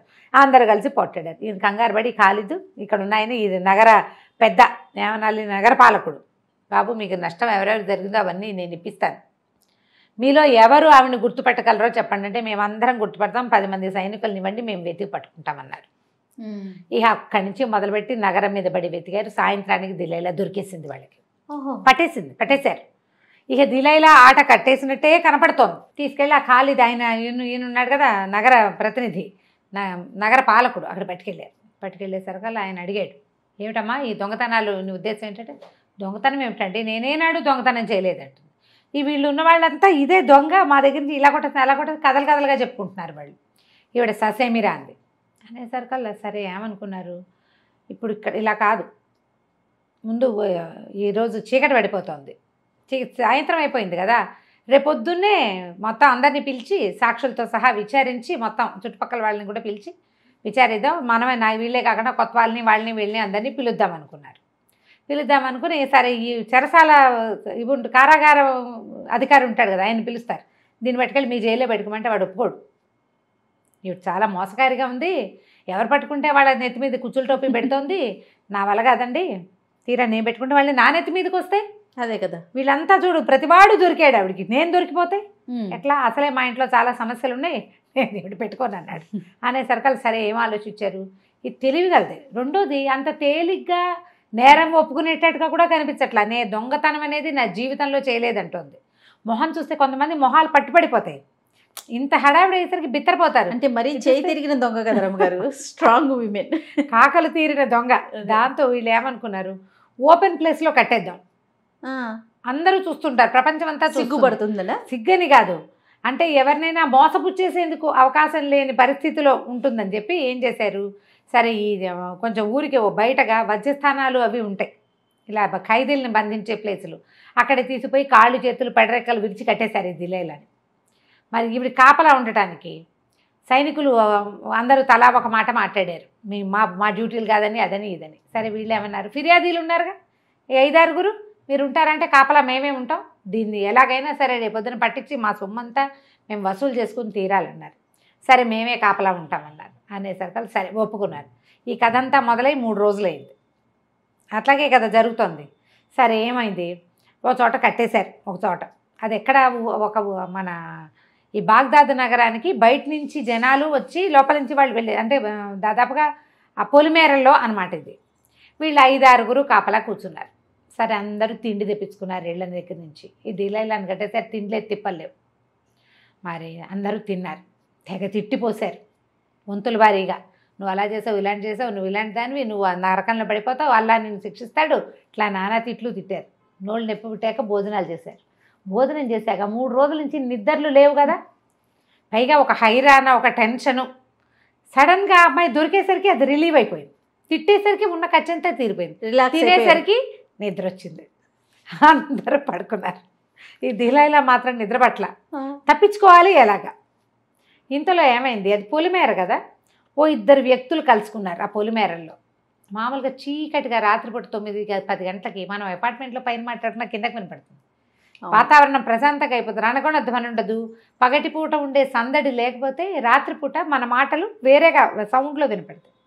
ఈ పొలిమేరల్లోకి లోపలికి వస్తున్నవాడు ఒకడు, బాగ్దాద్ నగర ప్రవేశం చేస్తున్నవాడు ఒకడు, బాగ్దాద్లో నుంచి బయటికి వెళ్తున్నవాడు ఒకడు, 2 వ్యాపారస్తులు తారసపడ్డారు. ఏ ఊరన్నా ఏ ఊరు తమ్మాయి అని మాట్లాడుకున్నారు. ఈ నగరంలోకి వస్తున్నవాడు అడిగాడు, ఈ బాగ్దాద్ నగరంలో మంచి విశేషం ఏమిటి, ఇప్పుడే వస్తున్నా నేను, మొదటిసారి రావటం. అనేసరికి వెళ్ళేవాడు చెప్పాడు, తేనె రొట్టెలు బాగుంటాయి ఈ ఊళ్ళో. తేనె రొట్టెలు అంటే బహుశా ఏదన్నా మా నాన్నులు లాంటివి అవి ఉంటాయి, తీయటివి బన్నులు లాంటివి. మీగడ పూసిన తేనె రొట్టెలు అద్దరిపోతాయి, ఎంత రుచిగా ఉంటాయో. మామూలుగా ఏదైనా తీయటి పదార్థం, కమ్మటి పదార్థం తినగా మొహం మొత్తుతుంది, కానీ ఈ తేనె రొట్టెలు ఉన్నాయే మీగడ రాసినవి, అవి అసలు మొహం మొత్తవు. నేను 3 రోజులు ఉన్నాను, 3 రోజుల నుంచి అవే తిన్నా పొట్ట పగిలేలాగా. ఇంకా తిందామనే ఉంది, 4 ప్యాక్ చేసుకుని పట్టుకెళ్తున్నా. అనేసరికి ఈ కొత్తగా వస్తున్నవాడు అన్నాడు, అలాగా అన్ని చోట్ల దొరుకుతాయా, ఏదైనా ప్రత్యేకమైన కొట్ట అదే ఇదే అని అడిగాడు. 5-6 చోట్ల దొరుకుతాయి ఏదో చెప్పాడు. చాలా పెద్ద పెద్ద వ్యాపారాలు చేశారు, వాళ్ళు బాగా సంపాదించారు, ఆ రొట్టెలు అంత ఫేమస్ అన్నాడు. మాట్లాడుకున్నారు, ఆయన దారిని ఆయన పోయాడు, ఈయన దారి ఈయన పోయాడు. ఈ ఊళ్ళోకి వస్తున్న వాడి మాటలు అర్థమైనాయి, వీడికి మీగడ పూసిన తేనె రొట్టెలు కావాలి, ఈవిడ నేను తిన్ను నాకొద్దు, నేను తిన్ను నాకొద్దు అంట మొదలుపెట్టింది దిలైలా. ఇవి నడుస్తున్న ఆయనకి ఇప్పుడు వీళ్ళ మాటలు ఆవిడకి వినపడ్డట్టే, ఆవిడ ఆడదాని గొంతు వినపడతాం స్పష్టంగా, ఆడగొంతు. పైగా నేను తిన్ను బాబోయ్ నాకొద్దు, చచ్చిపోతున్నాను, నేను తినలేను నాయనో, నా వల్ల కాదు బాబోయ్, నేను తిన్ను, ఇంకా అవే మాటలు వింటుంటే ఏమనుకున్నాడు, అయ్యో ఎవరో ఆడమనిషి చీకట్లో ఏమిటో అవుతుందని మెల్లిగా అటొచ్చాడు. వచ్చి చూస్తే కింద పడుకున్న వాళ్ళు పెద్దగా అతనికి తెలియలే, ఏదో కొంతమంది కనపడ్డారు. ఈ నిలబడి పెడరెక్కలు విడిచి కట్టేసిన ముసలిది కనపడింది. ఏమమ్మా ఎవరమ్మా నువ్వు, ఏమిటో తిన్నంటున్నావు, నిన్ను ఇలా కట్టేశారు, ఏమొచ్చిందమ్మా నీకు ఇంత కష్టం అన్నాడు. ఏం చెప్పను నాయన, నేను మాది బాగా కలిగిన కుటుంబం, మా ఆయన తేనె రొట్టెల వ్యాపారం మాది, మీగడ పూసిన తేనె రొట్టెలు చాలా ఫేమస్, మా ఆయన లక్షలు గడించాడు దాని మీదే. అయితే రోజు తిని తిని తిని నాకు మొహం ఒత్తిపోయింది. తినడం మానేశాను నేను. డోకొస్తుంది నాకు అవి చూస్తే. మరి అవే తింటుంటే కొన్నాళ్ళకి వస్తుంది చూడు. మరేమో ఒకరోజు బాబా పెద్ద వర్తకుడు ఒక ఆయన వచ్చాడు. ఆ వర్తకుడు వచ్చిన రోజున మా ఆయనకి విందిస్తూ నన్ను కూడా అక్కడే ఉండమని ఆయనకి వడ్డించాక నువ్వు తినవే అని నాకు ఇచ్చాడు. నేను అది నోట్లో పెట్టుకున్నాను. ఆయన తినకూడదు, అసలు నాకు అసహ్యం పుట్టేసింది. మా ఆయన బలవంత పెట్టాడని పెట్టుకునేసరికల్లా నాకేమో వాంతి వచ్చింది. ఆ వర్తకుడు అనుమానపడి ఇందులో ఏదో ఉందని వెళ్ళిపోయాడు. మా ఆయన తన బిజినెస్ నేనే పోగొట్టానని రాజుగారికి ఫిర్యాదు చేశాడు. ఖలీఫా ఏమో నన్ను బాగా రొట్టెలు తినిపించమని నాకు అదే శిక్షించాడు. నన్ను కట్టేశారు. రేపొద్దునే మా ఆయన తెల్లవారుజామునే వచ్చేస్తాడు రొట్టెలు పుచ్చుకుని. 100 రొట్టెలు తినాలి నేను, నాకు వద్దంటున్నాను నేను అని వలవలా ఏడ్చింది. నిర్ఘాంతపడి ఎంత కట్టుగా తల్లేసింది చూడు, గోడ కట్టేసింది. ఆయన అన్నాడు, అదేమిటమ్మా తేనె రొట్టెలు చాలా బాగుంటాయిట, అసలు మీగడి కూర్చుని తేనె రొట్టెలు తలుచుకుంటేనే నోరు ఊడిపోతుంది నాకు, అంత తినలేకపోయావు అన్నాడు. రోజు తింటే మొహం ఒత్తుతుందిరా నాయన ఎవరికైనాను అని చెప్పేసరికి అయ్యో నేను వెళ్ళి అవే తిందామనుకుంటున్నాను అంటే దానికేం భాగ్యం నాయన, ఓ పని చేయి, నన్ను నోడ తీసేయి, నా ప్రాంతంలో నువ్వు కట్టు ఉంచుకో, పెట్టేస్తాను, నేను కట్లు కట్టేస్తాను. నాలాగా ముసుగేసి కూర్చున్నామంటే నేనే అనుకుంటారు రొట్టెలు పెట్టేస్తారు, హాయిగా తిని రూపాయి ఖర్చు లేకుండా పరదేశివి, నీకు మాత్రం డబ్బులు ఎక్కడి నుంచి వస్తాయి, పాపం చూస్తే బీదవాడిలాగా ఉన్నావు అన్నది. అనగానే ఫ్రీగా రాబోయే 100 తేనె రొట్టెల కోసం వాడు ఈవిడిని ఓడదీసి తను కట్టేసుకుని ఆవిడతో కట్టించుకుని నెత్తి మీద ముసుగేసుకుని నుంచుని ఉన్నాడు. ఈవిడేం చేసింది, ఆ పరదేశి వేసుకొచ్చిన గుర్రాన్ని ఇంటికి వెళ్ళిపోయింది. కూతురు అడిగింది, ఏమిటమ్మా వచ్చేసావు అని. తప్పించుకొచ్చేసా, రేపు పొద్దున్న చూద్దాం, ప్రస్తుతానికి విశ్రాంతి తీసుకుందాం, ఈ గుర్రాన్ని కట్టేయించండి. గుర్రాన్ని వెనకాల కట్టేశారు, పడుకుని నిద్రపోయింది హాయిగా. తెల్లారంగానే భటులు వస్తారు. వీళ్ళంతా పడుకున్నారుగా, ఈ 5-6 వర్తకులు అందరు లేచి కూర్చుని నీ మొహమండ నిమ్మగడ కాలని వీళ్ళు తిట్టడం మొదలుపెట్టారు. యథాశక్తి తిడుతున్నారు కచ్చ తీర్చుకునేందుకు. ఇవన్నీ సరే రొట్టెలు ఎప్పుడు వస్తాయి అని అడిగాడు ఆ కట్టేస్తున్న పరదేశి. అడిగేసరికి వీళ్ళు తెల్లబోయారు. ఇదేమిటో ఆడగొంతు బదులు మొగ్గ కనిపిస్తోందని ముసుగు తీసి చూస్తే ఏముంది, వీడెవడం లబో దిబో. మళ్ళీ నువ్వెందుకు వచ్చావంటే తేనె రొట్టెలు మీగడ పూసిన రొట్టెల కోసం నేను కట్టేసుకుని ఉంచుకున్నాను, ఆ రొట్టెలు పెట్టండి తింటానంటాడు. ఓ నీ మొహమ్మండ దొట్టి దొంగరా, నేను ఇరికిచ్చిపోయింది అని ఆ కట్లు ఓడదీశారు. అక్కడి నుంచి మళ్ళీ అక్కడికి వెళ్ళారు నగరపాలకుడు. మీరు దగ్గరే ఉండి పోగొట్టారు ఏమిటంటే అట్లా కళ్ళలో కారం కొట్టేస్తుంది. సరే ఇంకా లాభం లేదు, ఈవిని పట్టుకోవటం మన వల్ల కాదు, ఏం చేయాలి? ఇక ఖలీఫాకి చెప్పడం తప్పల. ఆయనకి చెప్పేసరికి ఆయన చాలా కోపం వచ్చింది ఆయనకి. ఏమిటో ఒక ఆడదాన్ని పట్టుకోలేకపోతున్నారు, ఇంతమంది నిర్వాహంగా చేస్తున్నారు కదా, అదే ఈవిని పట్టుకోవటానికి. మనకి నగర కొత్త వాళ్ళు ఉన్నారు కదా, నీకప్ప చెప్తా అని ముందు వీళ్ళందరినీ అడిగాడు.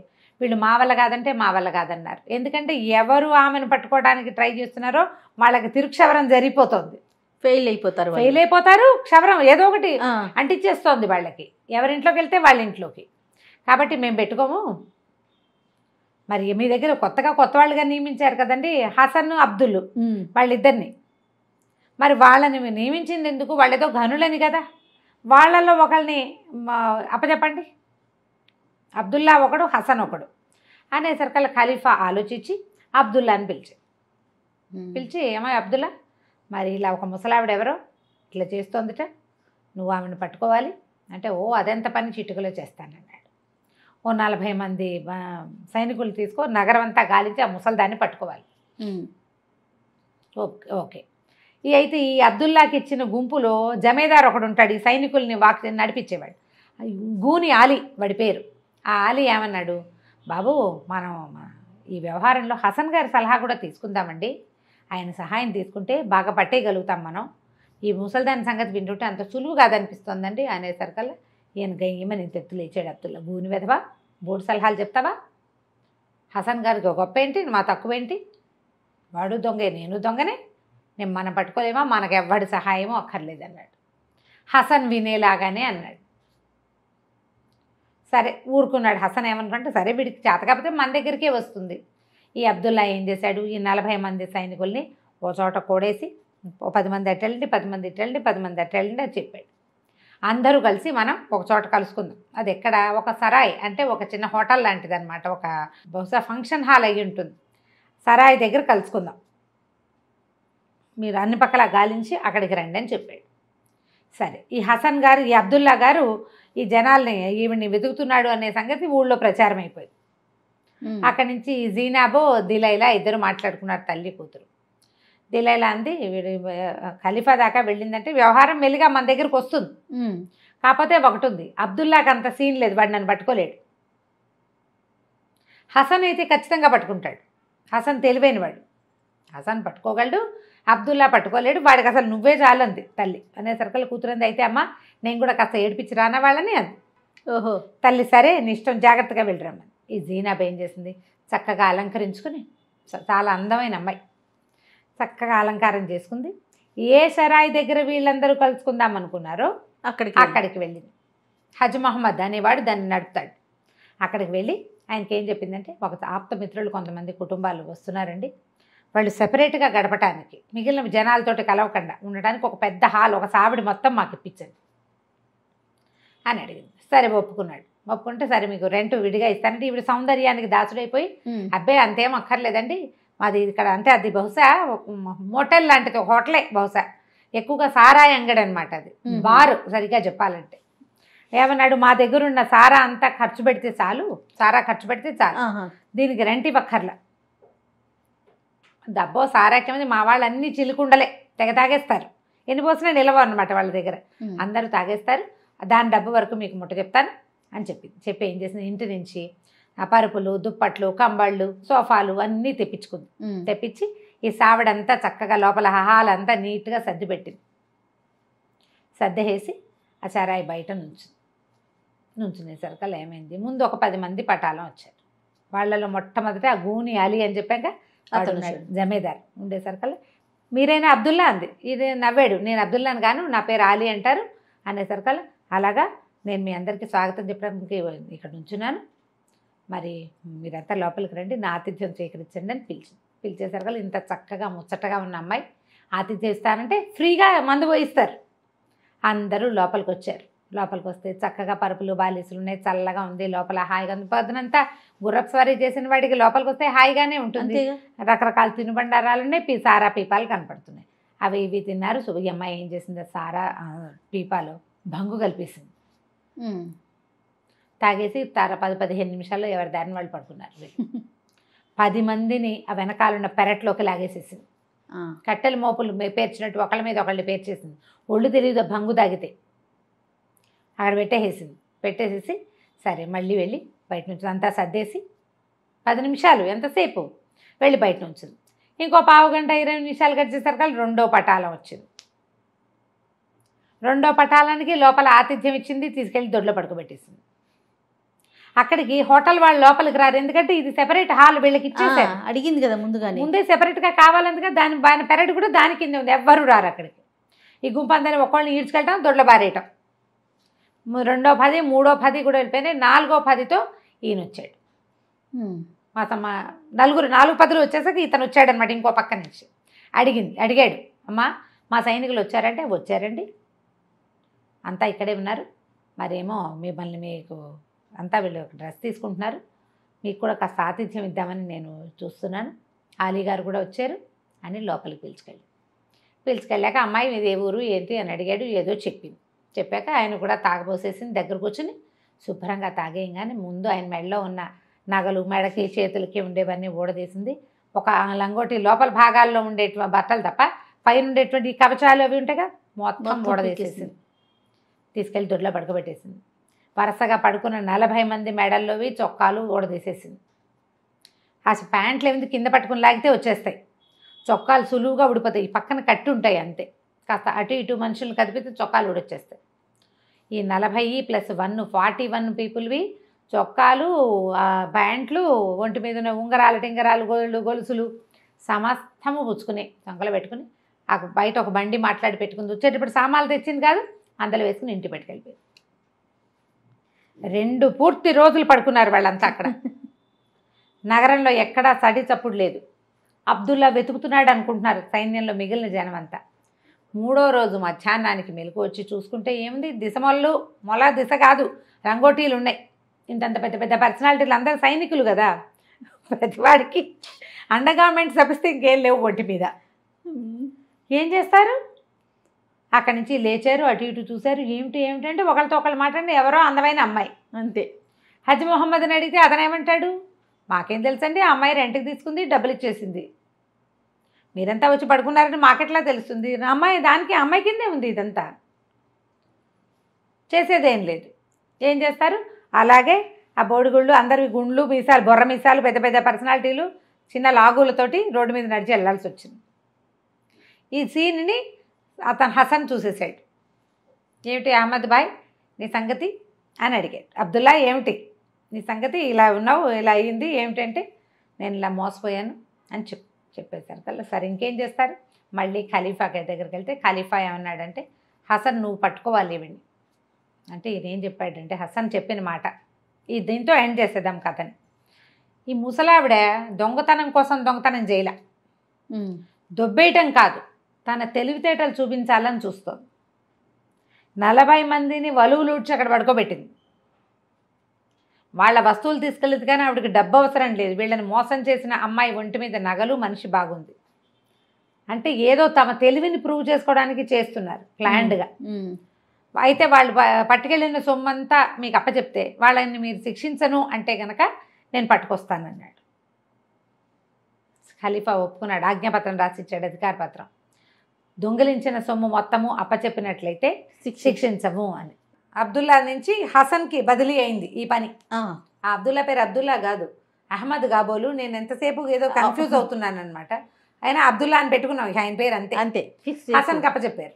హసన్ ఏం చెప్పాడంటే, ఈవిడ ధనలోభంతో దొంగతనం కోసం దొంగతనం కాదు, ఇది తెలివిగా చేస్తోంది, నాకు అర్థమైంది, నేను పట్టుకొస్తాను. కాకపోతే ఆమె తను దొంగిలించిన సరుకంతా ఇచ్చేసే పక్షంలో ఏలిన వారు ఆమెను ఏం చేయకూడదు అని ఒప్పించాడు.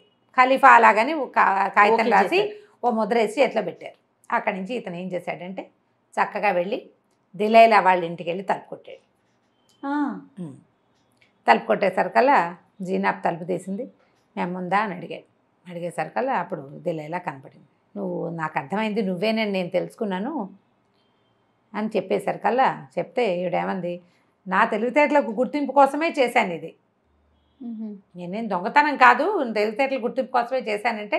ఇతను ఏమన్నాడంటే, నేను ఏలిన వారి దగ్గర మాట తీసుకున్నా, నువ్వు దొంగిలిచ్చిన సామానంతా ఇచ్చేసి నీకే శిక్ష పడదు, ఖలీఫా ముందు నిన్ను హాజరుపరుస్తాను అని చెప్పాడు. హసన్ తెలివైన వాడు, అతను ఊహించాడు ఇలాంటి పనులు చేయగలిగే వాళ్ళు ఎవరికి ఈ ఊళ్ళో ఉన్న అన్ని ఆనుపానులు తెలుస్తాయి, ఏ ఇంట్లో ఒక తల్లి కూతురు ఉన్నారు గెస్ చేశాడు. అవన్నీ ఆలోచించి ఇక్కడ అవకాశం ఉంది, ఎందుకంటే వీళ్ళు సంవత్సరాల పాటు ఖలీఫా సొమ్ము, రాజ్యం సొమ్ము తిన్నవాళ్ళు. ఈ పావురాల టపా తీసేయంగానే వీళ్ళని ఆ దివాణం ఖాళీ చేయించేశారు, వీళ్ళు బయటికి వెళ్ళిపోవాల్సి వచ్చింది. వీళ్ళే అయి ఉంటారని ఊహించాడనమాట. వీళ్ళు చెప్పిన ముసల్దాని పోలిక, యంగ్స్టర్ పోలిక అన్నీ వీళ్ళకి టచ్ అవుతున్నాయి. వాడు దొంగ కదా హసన్, అతనికి తెలుసు. సరే దాంతో ఈవిడ సరేనని ఒప్పుకుంది. అయితే నువ్వు మొత్తం సామాన్లన్నీ గుర్రాల మీద గాడిదల మీద వేయించారు, దోచుకున్నవన్నీ. మళ్ళీ ఒకటి దగ్గర గుర్రం తెచ్చేసింది, ఒక దగ్గర గాడిద తెచ్చేసింది కదా, అవి కూడా పట్టుకుపోయారు. మొత్తం సామాన్లన్నీ వచ్చినాయి అంటే దిలైలా చెప్పింది, మొత్తం వచ్చేసినాయి, ఈ 41 సైనికుల దుస్తులు మాత్రం నేను తీసుకురాలేదు, అవి నాకు సంబంధం లేదని. హసన్కి నవ్వచ్చు, అవునులే అది వేరే వాళ్ళ పని, నీ పని కాదు, ఆయన తెలిసింది కూతురు చేసింది కదా. సరే దిలైలా అని తీసుకెళ్ళేసరికి ఆమెను చూడంగానే ఖలీఫాకి బోల్డ్ అంత కోపం వచ్చింది. అయ్యో, ఆగ్రహోదగ్రుడైపోయాడు. ఇంత వెధవ పని చేస్తావా అని పోటాడాడు. దీన్ని ఉరిదీయండి అన్నాడు. అనగానే హసన్ వెంటనే కాగితం, మహాప్రభు మీరు ఇది ఇచ్చారు కాగితం అనేసరికల్లా కొంచెం ఆగాడు ఆయన. ఏం చెప్పుకుంటావు, నీ సమాధానం ఏమిటి, సంజాయిషి ఏమిటి అని అడిగితే, ప్రభు పావురాల టపా మా దగ్గర నుంచి తీసేసుకున్నారు, నిజానికి దివాణం నా భర్త పేరు మీద ఉన్న పావురాలని మేపింది, వాటికి నేర్పింది నేను, నా కూతురు. అతను లేకపోయినా ఆ దివాణాన్ని మేము నడపగలం. ఆయనకి ఆ ఉద్యోగం ఉంది కానీ ఆయన చేసిందే లేదు, ఆయన వచ్చి మీ దగ్గర నుంచి వార్తలు తీసుకున్నాడు అంతే.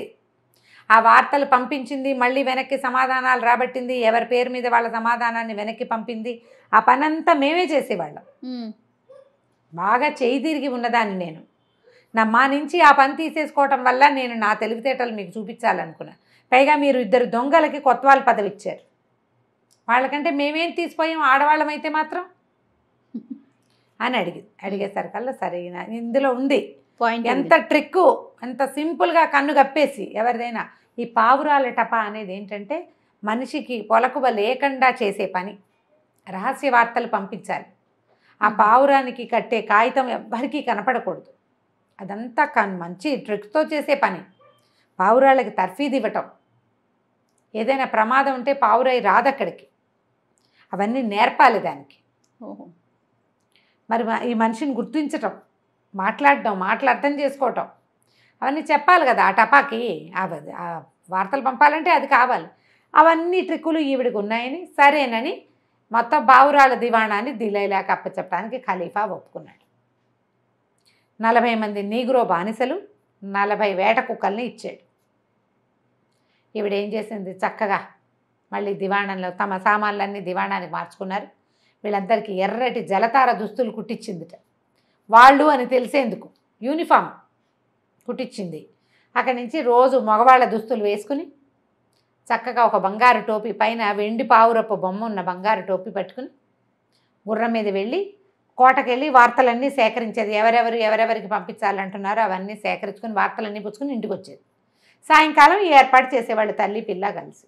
మంచి తెలివైన వారు. నడుస్తోంది. అయితే ఇంతలో ఏమైంది, ఈ బాగ్దాదు నగరానికి కైరో నగరం నుంచి ఒక చేయి తిరిగిన గజదంగ ఒకడు వచ్చాడు. కైరోలో వాడిని పాదరసం అనేవాళ్ళు. వాడి పేరు అలీ. వాడు అలా చూస్తుండగానే జారిపోతాడు, పాదరసంలాగా చేతిలోకి రాడు. గజ దొంగ, చిన్నప్పటి నుంచి దొంగతనాలు చేస్తున్నాడు. మహా అందగాడు వాడు. ఆ అందంతో సగం మందిని బొల్తా కొట్టిస్తాడు. ఇంతకీ వాడు ఇక్కడికి ఎందుకు వచ్చాడు, ఈయనున్నాడు కదా అబ్దుల్లా, ఆయన పిలిపించాడు. ఈ దిలైలా కూతురైన జీనాబ్ వల్ల తను దిశమాలతో కదా ఏదో నామమాత్రపు బట్టలతోటి రోడ్డు మీద తిరగవలసి వచ్చింది. ఇప్పుడు ఆవిడకి పావురాల టపాప చెప్పారు. ఆవిడ రాజ్యంలో అధికారిని అయింది. అయినా సరే వాళ్ళకి బుద్ధి చెప్పాలంటే తన వల్ల కాదని, ఇదివరకు తను దొంగగా కైరో నగరంలో ఉన్నప్పుడు తన చేతి కింద తర్ఫీదైన ఈ దొంగ అలీ గాడిని, గజ దొంగ అలీ పాదరసం వాడిని పిలిపించాడు. రారా, నీకు ఇక్కడ పనుంది, నాకు ఒకళ్ళ మీద పగ తీర్చుకోవాలి. నువ్వు గనక నేను చెప్పినట్టు చేస్తేవైనా నీకు ఖలీఫా దగ్గర ప్రజెంట్ చేసి నేను మంచి ఉద్యోగం వేయిస్తా. దొంగలకి ఉద్యోగాలు వేయించేవాళ్ళు ఆ రోజుల్లో. వీళ్ళిద్దరు కూడా దొంగలే కదా అనేసరికల్లా ఆ పాదరసం వచ్చాడు. కైరో నుంచి బాగ్దాద్ వచ్చాడు. అయితే ఈ అబ్దుల్లా వాళ్ళ ఇంట్లోనే ఉన్నాడు. ఈయన ఏం చెప్పాడంటే 10 రోజులు నువ్వు బయటికి వెళ్ళొద్దు, ఇంట్లోనే ఉండమన్నాడు. 2 రోజులు ఉన్నాడు మనవాడు. అదేదో ఖైదులా అనిపించడం మొదలెట్టింది. వాడికి తిరిగే కాలు, తిట్టే నోరు ఊరుకోవు అవి 2. సరే వీడేమంటున్నాడు, 3వ రోజున బయటకు వచ్చేసాడు ఆయనకు చెప్పకుండా. అదే సమయానికి ఈ చక్కగా మగవాళ్ళ దుస్తులు వేసుకుని గుర్రం మీద బంగారు టోపీ విత్ వెండి పావురం దాని మీద 20-40 మంది జలతార దుస్తులతో ఎర్రటి బట్టలతో ఉన్నటువంటి బానిసలు చుట్టూతా నడుస్తుండగా గుర్రం ఎక్కి వెళ్తున్న ముసలిదాన్ని చూశాడు. ఆశ్చర్యంగా చూస్తున్నాడు. అట్లా ఏమిటి వేషం, అసలు ఇదేమిటి అని ఆ వింతని వాడు చూస్తూ ఉండగా ఆవిడ కూడా వీడిని చూసింది. వాడు అందానికి మర్చిపోయింది ఆవిడ. అబ్బాయి ఎంత బాగున్నాడు కుర్రాడు. కానీ వాడి మొహంలో కనపడుతుంటే దొంగ కళని ఆవిడ కనిపెట్టింది. పైగా వీడు ఎక్కడి నుంచి వస్తున్నాడు, అబ్దుల్లా వాళ్ళ ఇంట్లో నుంచి వస్తున్నాడు. అదే చూసి ఇంటికి వెళ్ళిపోయింది. ఇంటికి వెళ్ళి కూతురికి చెప్పిందనమాట, ఇవాళ నేను ఒక కుర్రాడిని చూశాను, వాడు ఇలా ఉన్నాడు, ఇంత పొడుగున్నాడు, ఇంత తెల్లగా ఉన్నాడు, ఇట్లా కండలు దేరున్నాడు, కన్ను ముక్కు ఇలా ఉన్నాయి, వాడు అబ్దుల్లా ఇంట్లో నుంచి వస్తున్నాడు, ఈ ఊరికి కొత్త, వాడు నగరాలంతా అన్ని పక్కల వింతగా చూస్తున్నాడు, ఈ ఊరివాడు కాదు. అండ్ వాడి కదలికలు ఎలా ఉన్నాయంటే అబ్దుల్లా లాంటి కదలికలే. వాడు చిన్నప్పటి నుంచి అబ్దుల్లా దగ్గర ఉన్నాడు. మనం ఎవరి దగ్గరైనా ఉంటే పిల్లలు ఇమిటేట్ చేస్తారు, ఇమిటేషన్ వస్తుంది కదా. వాడి చూపులో కదలికలో అన్ని చోట్ల అబ్దుల్లానే కనపడుతున్నాడు. డెఫినెట్గా అబ్దుల్లానే వీడిని పిలిపించాడు.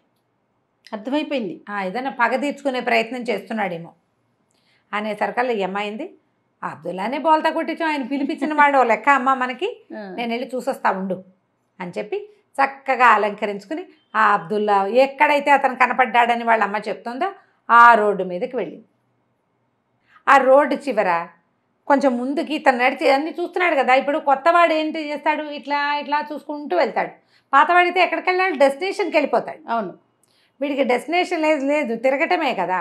వాళ్ళ అమ్మ చెప్పిన గుర్తుల్ని బట్టి వీడే వాడని పోల్చుకుంది. పోల్చుకుంది. సరే పలకరించింది. ఏమిటి అలా చూస్తున్నావు నన్ను అని. నేనేం చూడటం లేదన్నాడు. కానీ అప్పుడు చూశాడు. చూస్తే ఇవి మహా అందగత్తే, ముందే చెప్పాం కదా భలే బాగుంటుందని. ఒకళ్ళ మొహాలు ఒకళ్ళు చూసుకుంటున్నారు. చూసుకుంటూ అలా చూస్తున్నావు ఏమిటి నువ్వు, ఏ ఊరు ఏమిటి అంది. వాడు అవన్నీ ఏం చెప్పాల. చెప్పాక మాట్లాడుకున్నాక నువ్వు ఎక్కడ దిగావంటే అబ్దుల్లా ఇంట్లో నుంచి వచ్చాడు, కానీ అబ్దుల్లా ఇంట్లో దిగానని చెప్పాల. ఎందుకంటే తను వేరే బోట్స్ ఎవరికి తెలియకూడదని చెప్పాడు కదా, నేను ఇంకా బస చూసుకోలేదు అన్నాడు. అయితే మా ఇంట్లో ఉండు, కావాల్సిన కబుర్లు చెప్పుకోవచ్చు, మా ఆయన వ్యాపారస్తుడు అని చెప్పింది. పెళ్ళయింది అని చెప్పింది అనమాట. మా ఇంటికి రానగా ఈ పెళ్ళైన అందగత్తె పిలుస్తుంటే వెళ్ళొచ్చో వెళ్ళకూడదో తెలియలే వాడికి, అర్థం కాలేదు. కాకపోతే ఈ అందం ఆకర్షిస్తోందనమాట. సరే బయలుదేరాడు. ఇద్దరు కలిసి కొంత దూరం నడిచారు. నడిచి వెళ్ళాక ఒక బోళ్ళు 2, 3, 4 సందులు తిప్పి ఓ ఇంటి వాకిట్లోకి తీసుకెళ్ళింది. జేబులోంచి తన సంచిలోంచి తాళం తీసి తీయబోయింది. అయ్యో ఇంటి తాళాలు ఎక్కడో పడిపోయినట్లే, ఇది ఇంకో తాళం, లోపల గదుల్లో తాళం వచ్చింది, తాళం లేదు సుమి, ఇప్పుడు ఎలాగా అంది. అనేసరికల్లా ఇతనికి అర్థం కాల. ఆ ఇల్లు ఎవరిదో, ఒక వ్యాపారస్తుడిది. ఆయన రోజు పొద్దున ఇల్లు తాళం వేసుకుని వెళ్తాడు. ఈ అమ్మాయికి తెలుసు. ఆ ఇంటికి తీసుకెళ్ళి అని ఏమంది, ఈ తాళం నువ్వేమైనా తీయగలవేమో చూడు, నీ పేరేమిటో, మీ ఊళ్ళల్లో తాళాలు తీస్తారా అని అడిగింది. వీడేం చేశాడు, చేయి తిరిగిన వాడు దొంగ కదా, టపీమని మరి ఇప్పుడు ఆ పరిస్థితుల్లో నేను తీయటం ఏమిటి అలా అనరు. వచ్చిన విద్య ప్రదర్శించేస్తారు. ఆడవాళ్ళ తెలివితేటలకి ముందు మగవాళ్ళు ఎవడైనా బోల్తా పడాల్సిందే. తెలివి తక్కువగా ఉండి మనం దొరికిపోతాం, కానీ తెలివి ఉంటే మనం బతికేసేయచ్చు బాగా. తీసేసాడు. తీసేయంగానే వాకిలి తాళం తీసుకున్నారు, లోపలికి వెళ్ళారు.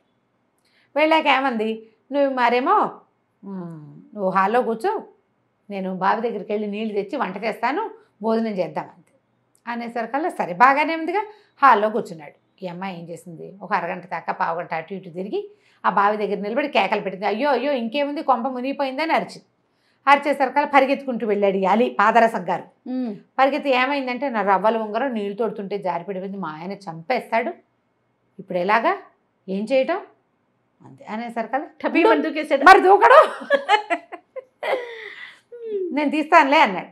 తీస్తావా, లక్షణం సరే ఈ తాడు పట్టుకుని దిగు అని చెప్పేసి తాడేసింది. పైన కట్టి, అంటే ఇట్లా దీనిలాగా ఉంటుంది కదా పైన బావి మీద, అది పట్టుకుని దిగాడు. దిగి లోపలికి వెళ్ళాడు.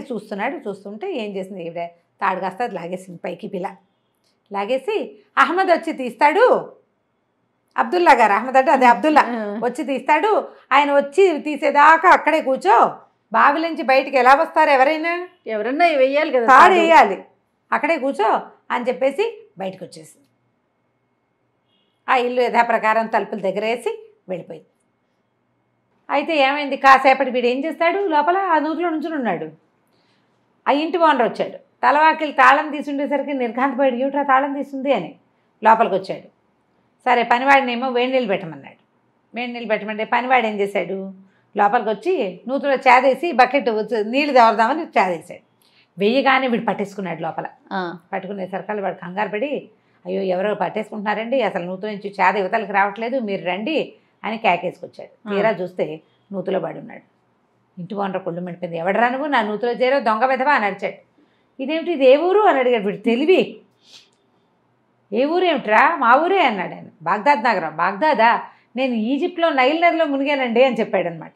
నైల్ నదిలో స్నానం చేయడానికి దిగాను, పెద్ద సుడిగుండంలో పడ్డాను, ఇక్కడ తేలానమాట. బాగ్దాద్ నగరమా, మీ పేరేమిటండి అన్నాడు.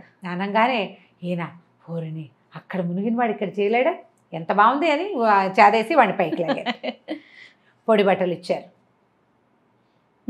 బట్టలు ఇచ్చారు. సరే అక్కడి నుంచి ఏమైంది, ఈ లోపల అక్కడ ఏమైంది, అబ్దుల్లా ఉన్నాడు కదా, ఈ కుర్రాడు వాడి ఇంట్లో ఉన్నాడు. ఆయనకి వీడి ఇంట్లో కనబడపోయేసరికి ఆయనకి టెన్షన్ పుట్టింది. ఏమిటి వీడు ఇంకా రాలేదు, అర్ధరాత్రి అయిపోతుంది, వీడు ఎక్కడికి వెళ్ళిపోయాడు, ఏం చేసేస్తున్నాడో వీడు అని ఆయన ఏం ప్లాన్ మీద తెచ్చాడు, దిలైలాని జీనాబ్కి బుద్ధి చెప్పడానికి తెచ్చాడు. వీడిపోయి ఎక్కడైనా ఇరుక్కున్నాడేమో ఏ దొంగతనంలోనని ఆయన భయంగా ఉంది. తీరా ఏం చేశాడు, హసన్ కూడా వచ్చాడు. వచ్చేసరికల్లా ఇద్దరు ఆలోచించుకుంటున్నారనమాట, ఏమయ్యాడు కుర్రాడని. వీడిపోయి పైకి లేచి పొడి బట్టలు కట్టుకుని వాళ్ళ ఇంట్లో వాళ్ళు ఇచ్చారు ఇంకో జత బట్టలు, తన బట్టలు అక్కడ పారేసి వాళ్ళు ఏదో తిండి పెడితే తిని మెల్లిగా అబ్దుల్లా గారు ఏ సందులు బోల్డ్ సందులు తిప్పింది. వీడికి ఆ ఊరేం తెలుసు, వాడు బాగుందా, ఊరు తెలియదు వాడికి. వాడు అప్పుడే కదా వచ్చాడు. అవును, అవును. ఆ సందు ఈ సందు మొత్తాన్ని వెతుకుంటూ ఎలా ఆగోలాగా అబ్దుల్లా వాళ్ళ ఇంటికి చేరాడు. చేరేసరికి వాళ్ళు తలుపు కొట్టేసరికి వాళ్ళు తెల్లబోయారు. ఏడా ఏమిట్రా అంటే ఇలా ఇలా జరిగిందన్నాడు. జరిగిందనేసరికి హసన్ పక్కపక్క నవ్వాడు. ఖచ్చితంగా ఈ ఊళ్ళో ఇంత పని చేయగలిగిందంటే అది దిలైలా కూతురే, ఇంకోళ్ళ వల్ల కాదు. గెస్ చేసేసారు. ఏరా ఆ పిల్ల దొరికితే ఏం చేస్తా అంటే పెళ్లి చేసుకుంటానండి అన్నాడు వీడు. వీడు ఇంత చేసినా పెళ్లి చేసుకుంటావురా అంటే ఏం చేసినా చేసుకుంటానండి, ఎంత అందగత్తో అన్నాడు. అనేసరికల్లా ఈయన అన్నాడు, హసన్ బాగుందిరా, నువ్వు అందగాడివే, మీ ఇద్దరికి జోడు సరిపోతుంది. సరే ఇప్పుడు ఏం చేయాలంటే ప్లాను. ఈ అబ్దుల్లా అడిగాడు అనమాట, నువ్వు మా వాడికి సహాయం చెయ్యి, నేను దిలైలా మీదే పగ తీర్చుకోవాలి. ఓహో. వీడికేమో ఆ పిల్ల నచ్చింది కాబట్టి వీడికి పెళ్లి చేయాలి, ఏం చేస్తావో చేయమన్నాడు. హసన్ ఏం చెప్పాడంటే వీడికి చెవిలో ఒక ఐడియా చెప్పాడు. వీడు 2-3 రోజులు చక్కగా కులాసాగా అటు ఇటు తిరిగి చుట్టుపక్కల దారులు సందులు దిలైలా ఇంటి దారి ఏ పక్క నుంచి అయినా అబ్దుల్లా ఇంటికి ఎలా వచ్చేయాలి అన్నీ చూసుకున్నాడు. చూసుకుని ఒకరోజు ఒక బానిస వేషం వేసుకున్నాడు, నీగ్రో బానిస వేషం వేసుకున్నాడు. బట్టలు కూడా అలాంటివే వేసుకుని కాసిన డబ్బులు భంగు చేత్తో పుచ్చుకుని అటువైపు వెళ్ళాడు. వెళ్తే దిలైలా ఇంట్లో ఒక వంటపాడినాడు. ఆవిడకి 40 మంది బానిసలు ఉన్నారు కదా, ఒక వంటపాడు. అతను ఏం చేశాడు, ఈ సరిగ్గా ఈ సామాన్లు ఏవో కొనుక్కోవడానికి వచ్చాడు. వాడని వీడికి తెలుసు మన పాదరసానికి. సరే ఏం చేశాడు, హబ్బా పలకరించాడు. అబ్బా భయ్యా ఎంతకాలం అయిందో మన వాళ్ళని చూసి, మొత్తానికి మన వాడికి దొరికావు, దా ఈ పక్కనే పానశాల ఉంది, ఇద్దరం కలిసి తాగుతూ కబుర్లు చెప్పుకుందాం అని తీసుకుపోయాడు. ఆ వంట అతను అన్నాడు, నాకంత తీరిక ఎక్కడుందయ్యా బాబు, 40-50 మందికి వంట చేయాలి, తీరిక లేదు, సామాన్ల కోసం వచ్చా, నువ్వు పని చెయ్యి, నువ్వు నాతో వచ్చేయి, చక్కగా వంట చేసి పెడతా, మేము ఎలాగో వంట చేసుకుంటాం కదా, తిందు కానీ అక్కడే తాగుతూ కబుర్లు చెప్పుకుందాం అని చెప్పి వాడిని తన ఇంటికి తీసుకెళ్ళాడు. ఎవరింటికి, దిలైలా వాళ్ళ ఇంటికి. దివాణంలోకి తీసుకుపోయాడు. ఆ దివాణంలో 40 మంది బానిసలు, 40 కుక్కలు, ఇంకా ఎవరో పని వాళ్ళు, గందరగోళంగా ఉంటుంది. అందులో ఈ కొత్తగా వచ్చిన వాడెవడో ఎవరికీ అసలేదు. దిలైలా ఆవిడ పని మీద ఆవిడ ఉంది. సరే వీడేం చేశాడు, ఇది పొద్దున్న 11 గంటల వేళ సామాన్లకు వచ్చింది. మధ్యాహ్నానికి వంట అయింది, కబుర్లు చెప్పుకున్నారు. సాయంకాలపు వంట, సాయంత్రపు వంట ఏంటంటే మధ్యాహ్నం వంట లైట్గా చేసి సాయంత్రం వంట ఎక్కువ చేసుకుంటారు. తాగడానికి ద్రాక్ష సారా కూడా ఇస్తారు అందరికీ. ఈ వంటవాడు వంట అందించి వాళ్ళకి సామాన్లు సర్దిచ్చే లోపల ఏం చేశాడంటే వాళ్ళు తాగే సారాలో భంగు కలిపేశాడు, కుక్కలకు పోసే పాలల్లో కూడా భంగు కలిపేశాడు. రాత్రి 8:30-9 అయ్యేసరికి అన్నాలు తిని చక్కగా తిళ్ళు తిని సారా పుచ్చుకున్న వాళ్ళందరూ సమస్తమైన వాళ్ళు తాగుతారు. ఆ దేశాలు అట్లాంటివి. అదేలేండి. అందులో ఆడమగ పిల్ల మేక తేడా ఏం లేదు. ఆడవాళ్ళిద్దరూ పనిచేసే ఆడంగులు, ఈ 40 మంది బానిసలు, కుక్కలు, సమస్తమైన వాళ్ళు వంటవాడితో సహా పడుకున్నారు.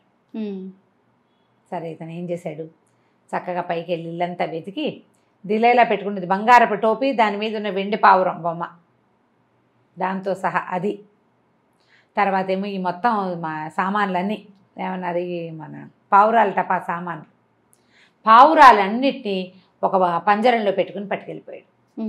వెళ్తూ వెళ్తూ అక్కడ రాసి పెట్టాడు, ఈ గొప్ప పని చేసిన వాడు కైరో నగరం నుంచి వచ్చిన గజ దొంగ పాదరసం అలీ తప్ప మరొకడు కాదు అని. తెల్లవారిని నిద్రలేచి చూసుకుంటే ఏం పోయినాయంటే పావురాలు లేవు. టపాకి పెట్టవలసిన రకరకాల సామాగ్రి ఉంటుంది, అవి లేవు. ఈవిడ టోపీ అదే ఆవిడ అధికారిక గుర్తు, బంగారపు టోపీ.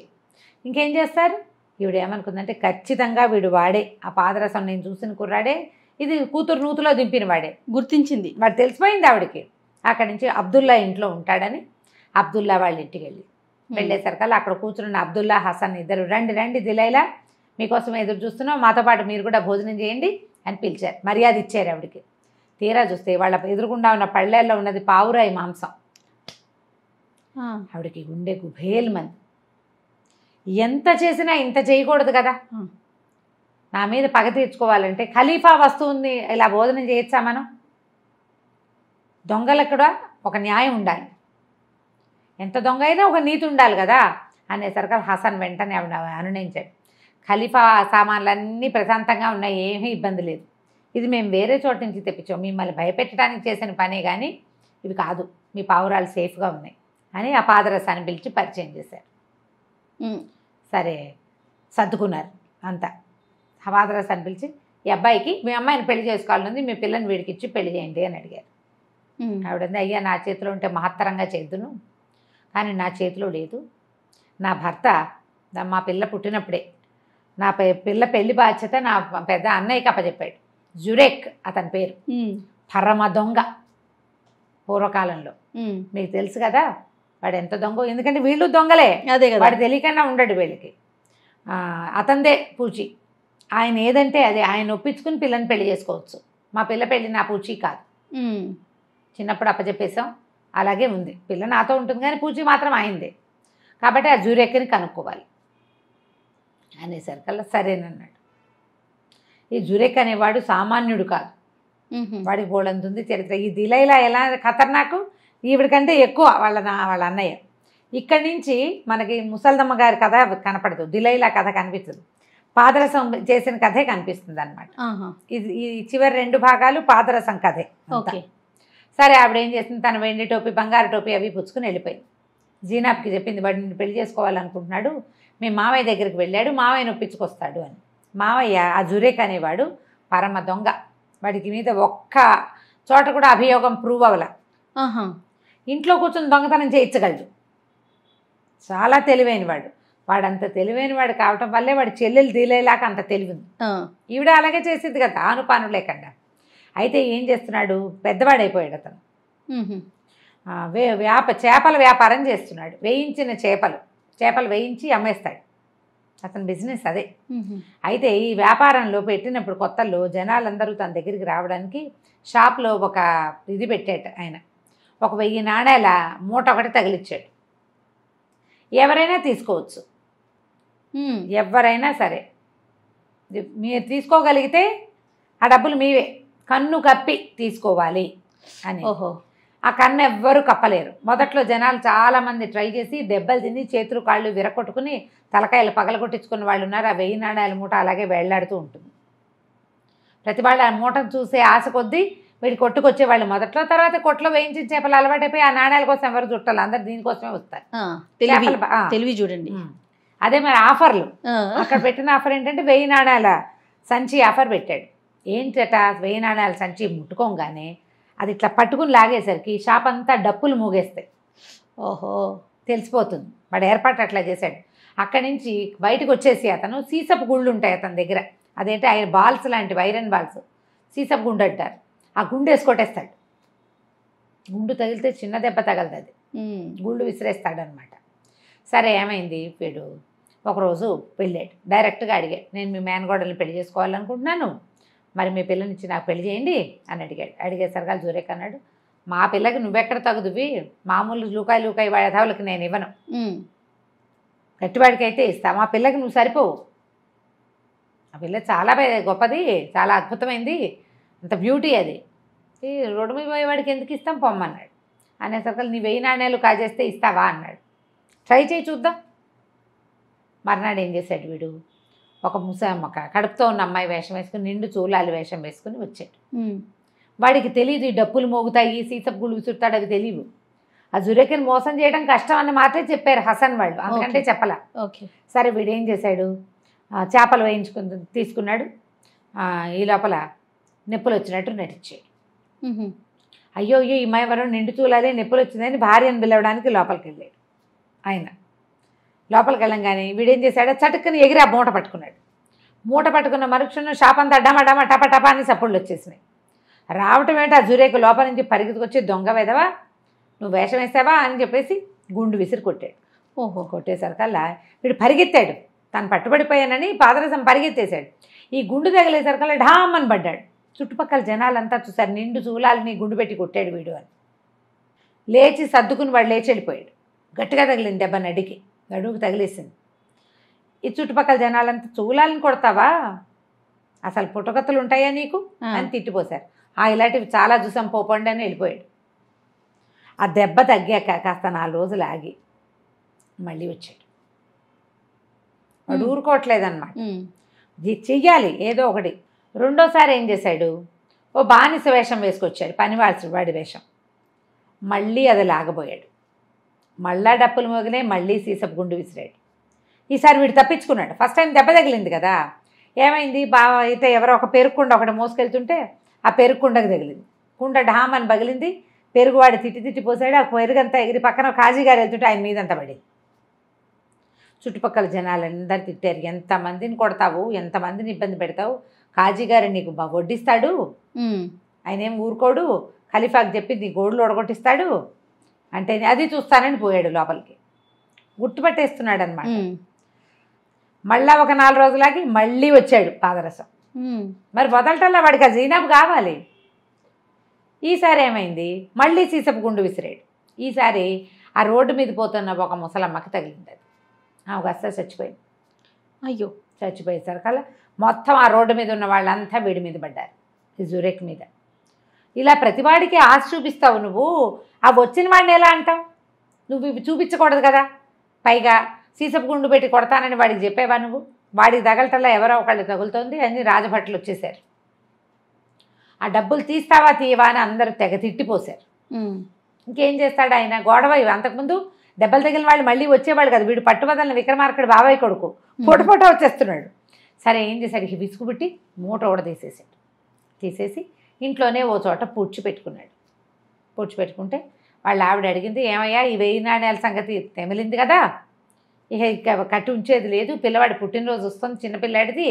ఆ చిన్న పిల్లాడు ఉన్నాడు ఆయనకి, లేటు వాళ్ళకి అసలు లేటు పెళ్ళిళ్ళు కూడా ఉంటాయి కదా, చిన్న భార్య ఉంది ఆయనకి, పిల్లాడు చిన్నవాడు, పసివాడి పుట్టినరోజు వస్తుంది, పుట్టినరోజు పండగ చేస్తామా ఉంది. ఆయన చూద్దామన్నాడు గట్టిగా. సరే అని చెప్పాల, చూద్దామన్నాడు. సరే ఏమైంది, ఈ జురే వీడికి తెలిసింది పాదరసంకి 1000 తీసేశారు అని. పడుకున్నారు వీళ్ళు ఒక రోజు రాత్రి. వాడేం చేశాడు, జాగ్రత్తగా వీళ్ళ ఇంట్లోకి వచ్చి తవ్వేశాడు. తవ్వాడు. దొంగలకి కొత్తగా ఎక్కడ ఏవి పెట్టారు, జనాలు అసలు డబ్బులు ఎక్కడ దాస్తారు అవన్నీ తెలిసి ఉంటాయి. అయితే ఈయన పడుకున్నాడు జురేకు. ఆయనకు ఒక కల వచ్చింది, ఏదో పక్షిట తను డబ్బులు పెట్టిన చోట గీరుతున్నట్టుగా కల వచ్చింది. వచ్చేసరికల్లా భార్యకి ఏదో పక్షి గీరుతున్నట్టుంది, చూడవే అని కేకేశాడు. ఆవిడంది, నువ్వు డబ్బులు పాతి పెట్టింది సరేలే, డబ్బులు పాతి పెట్టింది సరే, నువ్వు సరైన చోటే పెట్టావు, ఎలాగో మనం కుండలు పెట్టుకునే దాని కిందే కదా పెట్టావు, కాబట్టి ఏం పర్వాలేదులే పడుకోబోయా అని. లోపలికి వచ్చిన వీడు పాదరసం కుండలు పెట్టిన దాని పక్కన తవ్వాడు అనేది తెలిసిపోయింది వాడికి. వాడు ఏం చేశాడు, తవ్వేసి తీసేసుకుని ఏం చేశాడు, వీళ్ళ ఇంట్లో నుంచి బయటకు వెళ్ళకుండా పక్క మీద నుంచి ఆ పక్క మీద నుంచి దాటుకుని వెళ్ళిపోయాడు. ఎట్లయితే తీసుకున్నాడు తీసేసాడు. 1000 తీసుకోవాలి, 1000 మూట. అక్కడి నుంచి ఈయనకి మెలకు వచ్చి ఎందుకు నాకు అట్లా వచ్చిందని చూస్తే డబ్బులు లేవు. అమ్మా వీడే వచ్చాడు, వీడు అబ్దుల్లా ఇంట్లో ఉన్నాడు, అవన్నీ విషయాలు తెలిసిపోయినాయి. చకచక ఏం చేశాడు, కుర్రాడేమో ఒక మాదిరిగా వెళ్ళాడు, వాడికి ధైర్యంగా తన పని అయిపోయింది కదా, వాడు పారిపోలా, తాపీగా వెళ్ళిపోయాడు. ఈయన ఏం చేశాడు, ఒక్క పరుగున తన ఇంటి నుంచి అబ్దుల్లాకి వెళ్ళే సులువైన మార్గం తెలుసు వాడికి. జురేక్ దొంగ కదా, వీడేమో ఈ ఊరి దొంగ, లోకల్, వాడు లోకల్ కాదు, వాడు నిదానంగా వెళ్తున్నాడు. సరే ఈయన ఏం చేశాడు, చకచక వెళ్ళిపోయి అబ్దుల్లా వాళ్ళ ఇంటి లోపలికి ప్రవేశించి వాకిలి దగ్గరే కూర్చున్నాడు. ఈ జురేక్ పాదరసం ఏం చేశాడు, అబ్దుల్లా ఇంటికి వెళ్ళి తలుపు కొట్టాడు. ఈయన వెంటనే వీడు కొంచెం నిద్ర గొంతుతోటి, ఏంట్రా పాదరసం వెళ్ళిన పని అయిందా అని అడిగేసరికల్లా నిద్రపోయే గొంతులు అందరి గొంతులు ఒకేలా ఉంటాయి. అయ్యింది బాబా అని చెప్పాడు వీడు. ఏం చేసుకొచ్చావు అంటే 1000 నాణ్యాలు తెచ్చేశా అన్నాడు. ఇందులో పెట్టు అని ఒక తట్టని తలుపు కింద నుంచి జరిపాడు. వాడేముంది, అబ్దుల్లా అడుగుతున్నాడని అక్కడ పెట్టాడు. దొంగల పద్ధతులు అవి. ఆ మూట లోపలికి వెళ్ళిపోయింది. 10 నిమిషాలైనా తలుపు తీయలే. వీడికి డౌట్ వచ్చింది, ఏమైంది వీడు తీయట్లేదు ఏంట్రా, తలుపు తీయట్లేదు. సరే చూసేసరికల్లా ఈయన ఏం చేశాడు, లోపలికి ఎలా వచ్చాడో అలాగే ఆ మూట పుచ్చుకుని జురేక్ పారిపోయాడు, తన ఇంటికి వెళ్ళిపోయాడు. వీడికి అర్థమైంది అబ్దుల్లా కాదు అని. అంటే జురేక్ వచ్చాడనమాట. మళ్ళీ వాళ్ళ ఇంటికి వెళ్ళాడు. ఈసారి ఏం చేశాడు, ఈసారి జురేక్ తాపీగా వెళ్ళాడు. అతను పరిగెత్తుకుంటూ వెళ్ళాలి, తన డబ్బులు తనకు లభించినాయి కదా. వీడు జురేక్ అనుసరించినటువంటి చిన్న మార్గాన్ని అనుసరించి జురేక్ వాళ్ళ ఇంట్లోకి ప్రవేశించేశాడు. ప్రవేశించి చిన్న పిల్లాడు ఉన్నాడు కదా, పిల్లాడిని ఒక తట్టలో పెట్టుకున్నాడు. తట్టలో పెట్టుకుని జురేక్ వాళ్ళ ఆవిడ్ని మూతి కట్టేశాడు, ఆవిడ్ని మంచానికి కట్టేశాడు. తలుపు దగ్గర కూర్చున్నాడు. ఆయన తలుపు కొట్టాడు. కొట్టంగానే జురేక్ భారీ గొంతుతో, నిద్రపోయిన ఆడవాళ్ళ గొంతు, ఏం చేసుకొచ్చావు అని అడిగింది. అడిగేసరికల్లా జురేక్ అన్నాడు, సేమ్ ఏముంది నా డబ్బులు పట్టుకెళ్ళిపోయింది దొంగ పక్షి అన్నీ తెచ్చేసాను. పిల్లాడి పుట్టినరోజు చేస్తావా అని అడిగింది. చేస్తానండి. ఏది డబ్బులు ఎక్కడ దాన్ని పెట్టు అనగానే బుట్ట బయటకు వచ్చింది. బుట్టలో డబ్బులు పెట్టాడు. డబ్బులు లోపల లాక్కున్నారు. అయిపోయింది. పెళ్ళాం ఎంతసేపటికి తలుపు తీయలా. ఈయనకి ఆశ్చర్యం వేసింది. ఏమిట్రా ఇదేని వెనకాల నుంచి తిరిగి వెళ్ళి చూశాడు. చూసేసరికి చంటి పిల్లాడేమో లేడు, పెళ్ళామేమో కట్టేసింది. అసలు అతను మామూలుగా తను ఏ మార్గం గుండా బయటికి వెళ్ళాడో అలాగే వచ్చి ఉండొచ్చు. కానీ అలా చేయకపోవటం పొరపాటు అయిపోయింది అనమాట. లోపలికి వచ్చేస్తుంటే పట్టుకోగలిగేవాడు. తాపీగా వచ్చాడు. దాంతో ఇంకా లబో దిబో. ఇక ఏం చేస్తారు, మళ్ళీ అక్కడి నుంచి పరిగెత్తుకుంటూ అబ్దుల్లా గారింటికి వెళ్ళాడు. అబ్దుల్లా బతిమలాడాడు అబ్దుల్లాని, మా పిల్లాడిని మాకు ఇచ్చేసేయండి అని చెప్పి అనేసరికి హసన్ కూడా వచ్చాడు తెల్లవారేసరికి. నా పిల్లాడికి వచ్చిన ఇబ్బంది ఏం లేదు, పిల్లాడిని అప్పచెప్పేస్తాం, డబ్బులు మాకు ఎలాగో వచ్చేసినాయి, తెచ్చేసాడు మావాడు, మీ మేనగోడల్ని మావాడికి ఇచ్చి పెళ్లి చేయి అంటే వీడేమన్నాడు, చేయటానికి ఏముందండి, మా పిల్ల సామాన్యురాలు కాదు, ఈ మొత్తం బాగ్దాద్ నగరానికి అంతా అందగత్తే, మా పిల్లకి ఆ మంత్రాల అజరయ్య కూతురు కమర్ కప్పుకునేటువంటి బంగారపు దుప్పటి, ఆ అమ్మాయి పెట్టుకునే శిరోభరణం, ఆ అమ్మాయి పెట్టుకునే వడ్డాణం, ఆ అమ్మాయి పెట్టుకునే చెడావులు చెప్పులు, ఈ 4 తెచ్చిచ్చి కట్నంగా మా పిల్లకి ఇస్తే పెళ్లి చేస్తా. ఓహో, అదెంత పని తెస్తానన్నాడు వీడు. జురేక్ నవ్వుతూ వెళ్ళిపోయాడు. హసన్ అబ్దుల్లా అన్నారు, ఓరే నీ బొంద తేవటం అంటే సింపుల్ అనుకున్నావురా, అజరయ్య అంటే మామూలు వాడు కాదు, వాడు మంత్రాల మారి వెండి ఇటుకలు బంగారు ఇటుకలతో ఇల్లు కట్టుకున్నాడు, వాడుంటేనే ఆ ఇల్లు ఇతరులకి కనపడుతుంది, లేకపోతే అక్కడేం కనపడదు. వాడు మహామంత్రాలు మారి వడ్డీ వ్యాపారం చేస్తాడు, సాయంకాలం వెళ్ళాకే ఆ ఇల్లు తలుపు తెరుచుకుంటుంది, అప్పటిదాకా ఇల్లు ఉన్నట్టుగా కూడా కనపడదు. రోజు సాయంత్రం పూట రాత్రి ఇంటికి వెళ్ళాక ఆ బాల్కనీలో పెడతాడట, పళ్ళెంలో, బంగార పళ్ళెంలో, ఇదిగో నా కూతురు కప్పుకునే దుప్పటి, నా కూతురు పెట్టుకునే వడ్డాణం, ఎవరైనా బాగ్దాదు కైరో నగరంలో ఉన్న గజ దొంగలారా, వీటిని కనుక దొంగతనం చేయగలిగితే ఇవి ఇచ్చేసి మా పిల్లని కూడా ఇచ్చి పెళ్లి చేస్తానని ఛాలెంజ్ చేస్తాడు. వాడు మంత్రాలు మారి మనుషులు గాడిదల్ని కుక్కల్ని చేసేస్తాడు, మన వల్ల కాదురా, వదిలేసేయమన్నాడు. వదిలేస్తే మన ప్రజ్ఞ ఉంది, అంత అందగత్తకి ఇంత విలువైంది ఇవ్వాల్సిందే. ఆ దుప్పటి కప్పి, ఆ చెప్పులు తొడిగించి, ఆ వడ్డాణం పెట్టించి, ఆ శిరోభరణం అలంకరించి దాన్ని పెళ్లి చేసుకోవాల్సిందే నేను, కాబట్టి ఆ పని చేస్తానన్నాడు. బంగారు వస్తువులు తీసుకురావాలి అజరయ్య కూతురు. సరే, ఈ పాదరసం ఏం చేశాడు, అజరయ్య గారి ఇల్లు ఎక్కడంటే ఎవరికీ తెలీదు, ఎక్కడో ఉంటాడు ఆయన ఊరు బయట. అది వెండి బంగారు ఇటుకలతో కట్టిన ఇల్లట. మాంత్రికుడు మంత్రగాడు, వడ్డీ వ్యాపారస్తుడు. సరే, ఏం చేశాడు, అజరయ్య కొట్టు ఎక్కడో కనుక్కున్నాడు.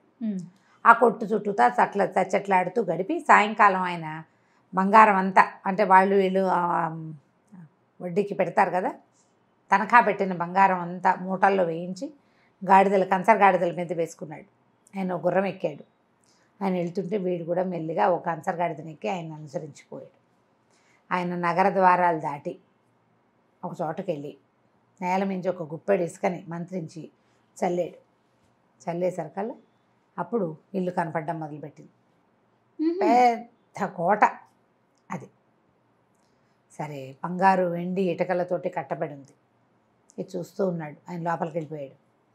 సరే, లోపలికి వెళ్ళింది కాసేపటికి కాస్త ఫ్రెష్ అయ్యి ఆ బాల్కనీ దగ్గరకు వచ్చి నిలబడి కేకేశాడు, బాగ్దాదు కైరో నగరాన్ని అట్టుడికించే గజ దొంగలారా, ఎవరైనా ధైర్యం ఉంటే నా కూతురు ధరించేటువంటి ఈ బంగారు దుప్పటి బహుశా దుప్పటి అని రాస్తాడు కానీ దుప్పటి ఏంటి, ముసుగు, మేలి ముసుగు పైన దీన్ని ఎవరైనా దొంగిలిస్తే, ఎవరైనా దీన్ని పట్టుకెళ్ళగలిగితే వాళ్ళకి నా పిల్లనిచ్చి పెళ్లి చేస్తా ఆయన అరిచి కేకలు పెట్టాడు. అది అక్కడ పెట్టాడు బాల్కనీలో. ఇది చూస్తూనే ఉన్నాడు. ఏమనుకున్నాడు, ఇలా కాదు, మనం దొంగతనం చేయలేం, డైరెక్ట్గా ఆయనతో మాట్లాడితే సరిపోదు అని భావించి కేకలు పెట్టాడు, నీతో మాట్లాడాలని. సరే, పిలిస్తే ఏమిట్రా నాయన అన్నాడు. నేను పలానా దిలైలా గారి కూతురు జీనాపిని ప్రేమించాను, దాన్ని పెళ్లి చేసుకోవాలంటే దాని మామయ్య జురేక్ మీ అమ్మాయి ధరించేటువంటి ఆ ముసుగు, ఆ శిరోభరణము, ఆ వడ్డాణము, ఆ బంగారు చెడావులు కావాలన్నారు. అవి కాస్త దయచేయిస్తే నేను పోయి నాకు కావాల్సిన పెళ్లి చేసుకుంటా అన్నాడు. అనేసరికల్ ఆయన అన్నాడు, ఏమిట్రా పొగరా, నేను పెట్టింది ఏమిటి, ఇవి దొంగిలిచ్చిన వాడికి నా పిల్లని ఇస్తానని, అంతేగాని ఎవడికి కావాలంటే వాడికి ఇస్తానన్నాను నేను, పోపో అవేం కుదరదన్నాడు. అనేసరికల్లా వెళ్ళిపోయాడు. మళ్ళీ రెండో రోజు సాయంత్రం మళ్ళీ ఆయన వచ్చాడు, మంత్రించిన ఇసుక చల్లాడు. వీడు పాదరసం కూడా ఆయన వెనకాలే వెళ్ళాడు. వెళ్ళి ఆయన అడిగాడు, మరి ఇవి ఇస్తే నేను పెళ్లి చేసుకుంటా, నాకు ఇంకో దారి లేదు, అవి ఇస్తే కానీ వాళ్ళు పెళ్ళికి ఒప్పుకోరు అని. ఆయన ఒప్పుకోవాలి, వెళ్ళిపోమన్నాడు. అయితే ఇతను ఏం చేశాడంటే, ఒక యుద్ధం చేస్తాను నీతోటని మీద పడ్డాడు కొట్టడానికి. ఆయన 2 దెబ్బలు తీశాడు, బయట విసిరేశారు. మళ్ళీ వచ్చాడు మూడో రోజు, వాడు వదలటలా. మూడో రోజు ఆయన ఏం చేశాడు, గాడిదగా మార్చేశాడు వీడు. ఈ కూతురు, ఆయన కూతురు కమర్, అమ్మాయి కూడా అందగత్తే. వాళ్ళ నాన్న తాలూకు ఇవన్నీ దానికి తెలుసు. అది రోజు ఓ కుర్రాడు పదే పదే రావడం గమనిస్తున్నది. వాడు పైగా అందంగా హ్యాండ్సమ్గా ఉంటాడు. చిన్న వయసు 16-18 ఏళ్ల పిల్లలకి ఆ హ్యాండ్సమ్ అబ్బాయి అంటే ఏమిటని ఉత్సాహంగా చూస్తారు. ఎవరు వచ్చారు నాన్నతో మాట్లాడి చూస్తారు కదా. అయితే దానికి తెలిసింది ఈ వస్తువుల కోసం వీడు అడుగుతున్నాడు అని. మూడో రోజు గాడిద కింద మార్చేశాడు. మార్చేసి సామాన్లు వేసుకుని కొట్టు తీసిపోయాడు. ఆ గాడిద రూపంలోనే వాడు అక్కడే పడి ఉన్నాడు. అక్కడే ఉన్నాడు. ఉండేసరికి ఏం చేయాలి, మూడో రోజు సాయంత్రం మళ్ళీ ఇంటికి తీసుకొచ్చి మంత్రించిన ఇసుక జల్లి వాడిని మనిషిని చేశాడు. ఏరా అబ్బాయి, వెళ్ళిపో నువ్వు ఇక్కడి నుంచి, నా వస్తువులు అయితే నేను ఇవ్వను అనేసరికల్లా వీడన్నాడు, నువ్వు ఏం చేసినా సరే అని మళ్ళీ కలబడబోయాడు. అవి కావాల్సిందే, లేనిదే ఆ అమ్మాయికి కుదరదు. ఆయన ఏమన్నాడంటే, ఇలా ప్రమాదకరమైనది పెట్టిన వాళ్ళని ఎట్లా నమ్ముతావురా నువ్వు, వాళ్ళు నీ మీదే ప్రేమ కలిగిన వాళ్ళు కాదు, వీళ్ళని నమ్మకూడదు. ప్రమాదకరమైన వస్తువులు తెమ్మని చెప్పారంటే వాళ్ళకి నువ్వు తేకూడదని ఉంది. మెయిన్ పాయింట్ అది. అయితే వీడు ఒప్పుకోపోయేసరిగా ఈ కమారు వీడి దగ్గరకు వచ్చి, అమ్మాయి వచ్చి, నీకు చెప్పు నిజంగా నేను కావాలా, నా వస్తువులు కావాలా అని అడిగింది. నువ్వెవరికి కావాలి, నువ్వు నాకు అక్కర్లేదు, నాకు వస్తువులే కావాలన్నాడు. అనేసరికల్లా ఆశ్చర్యపోయింది. ఏం చేసుకుంటావు, నువ్వు మగవాడివి కదా, దుప్పటి కప్పుకోలేవు, శిరోభరణం ఆడవాళ్ళు పెట్టుకునేది నువ్వు పెట్టుకోలేవు, పాపిడి పెళ్ళి అనమాట అది. అది ఇక్కడ పెడితే ఇటు నుంచి ఇటు కూడా ఇక్కడ అన్నీ వస్తాయి, అది నువ్వు పెట్టుకోలేవు, వడ్డాణమా నీకు పట్టదు, నా చెడావులు నీకు ఎలాగో పట్టవు, నువ్వేం చేస్తావంటే, కాదు నేను జీనాబ్ అని ఒక అందగత్తెని ప్రేమించాను, బాగ్దాద్ నగరంలోకల్లా అందగత్తె అన్నాడు. అన్నాక వాడికి డౌట్ వచ్చింది, ఈ పిల్లని చూస్తే ఇది కూడా బాగుంది, ఈ పిల్ల చాలా బాగుంది, కానీ జీనాబ్ చాలా అందగత్తె.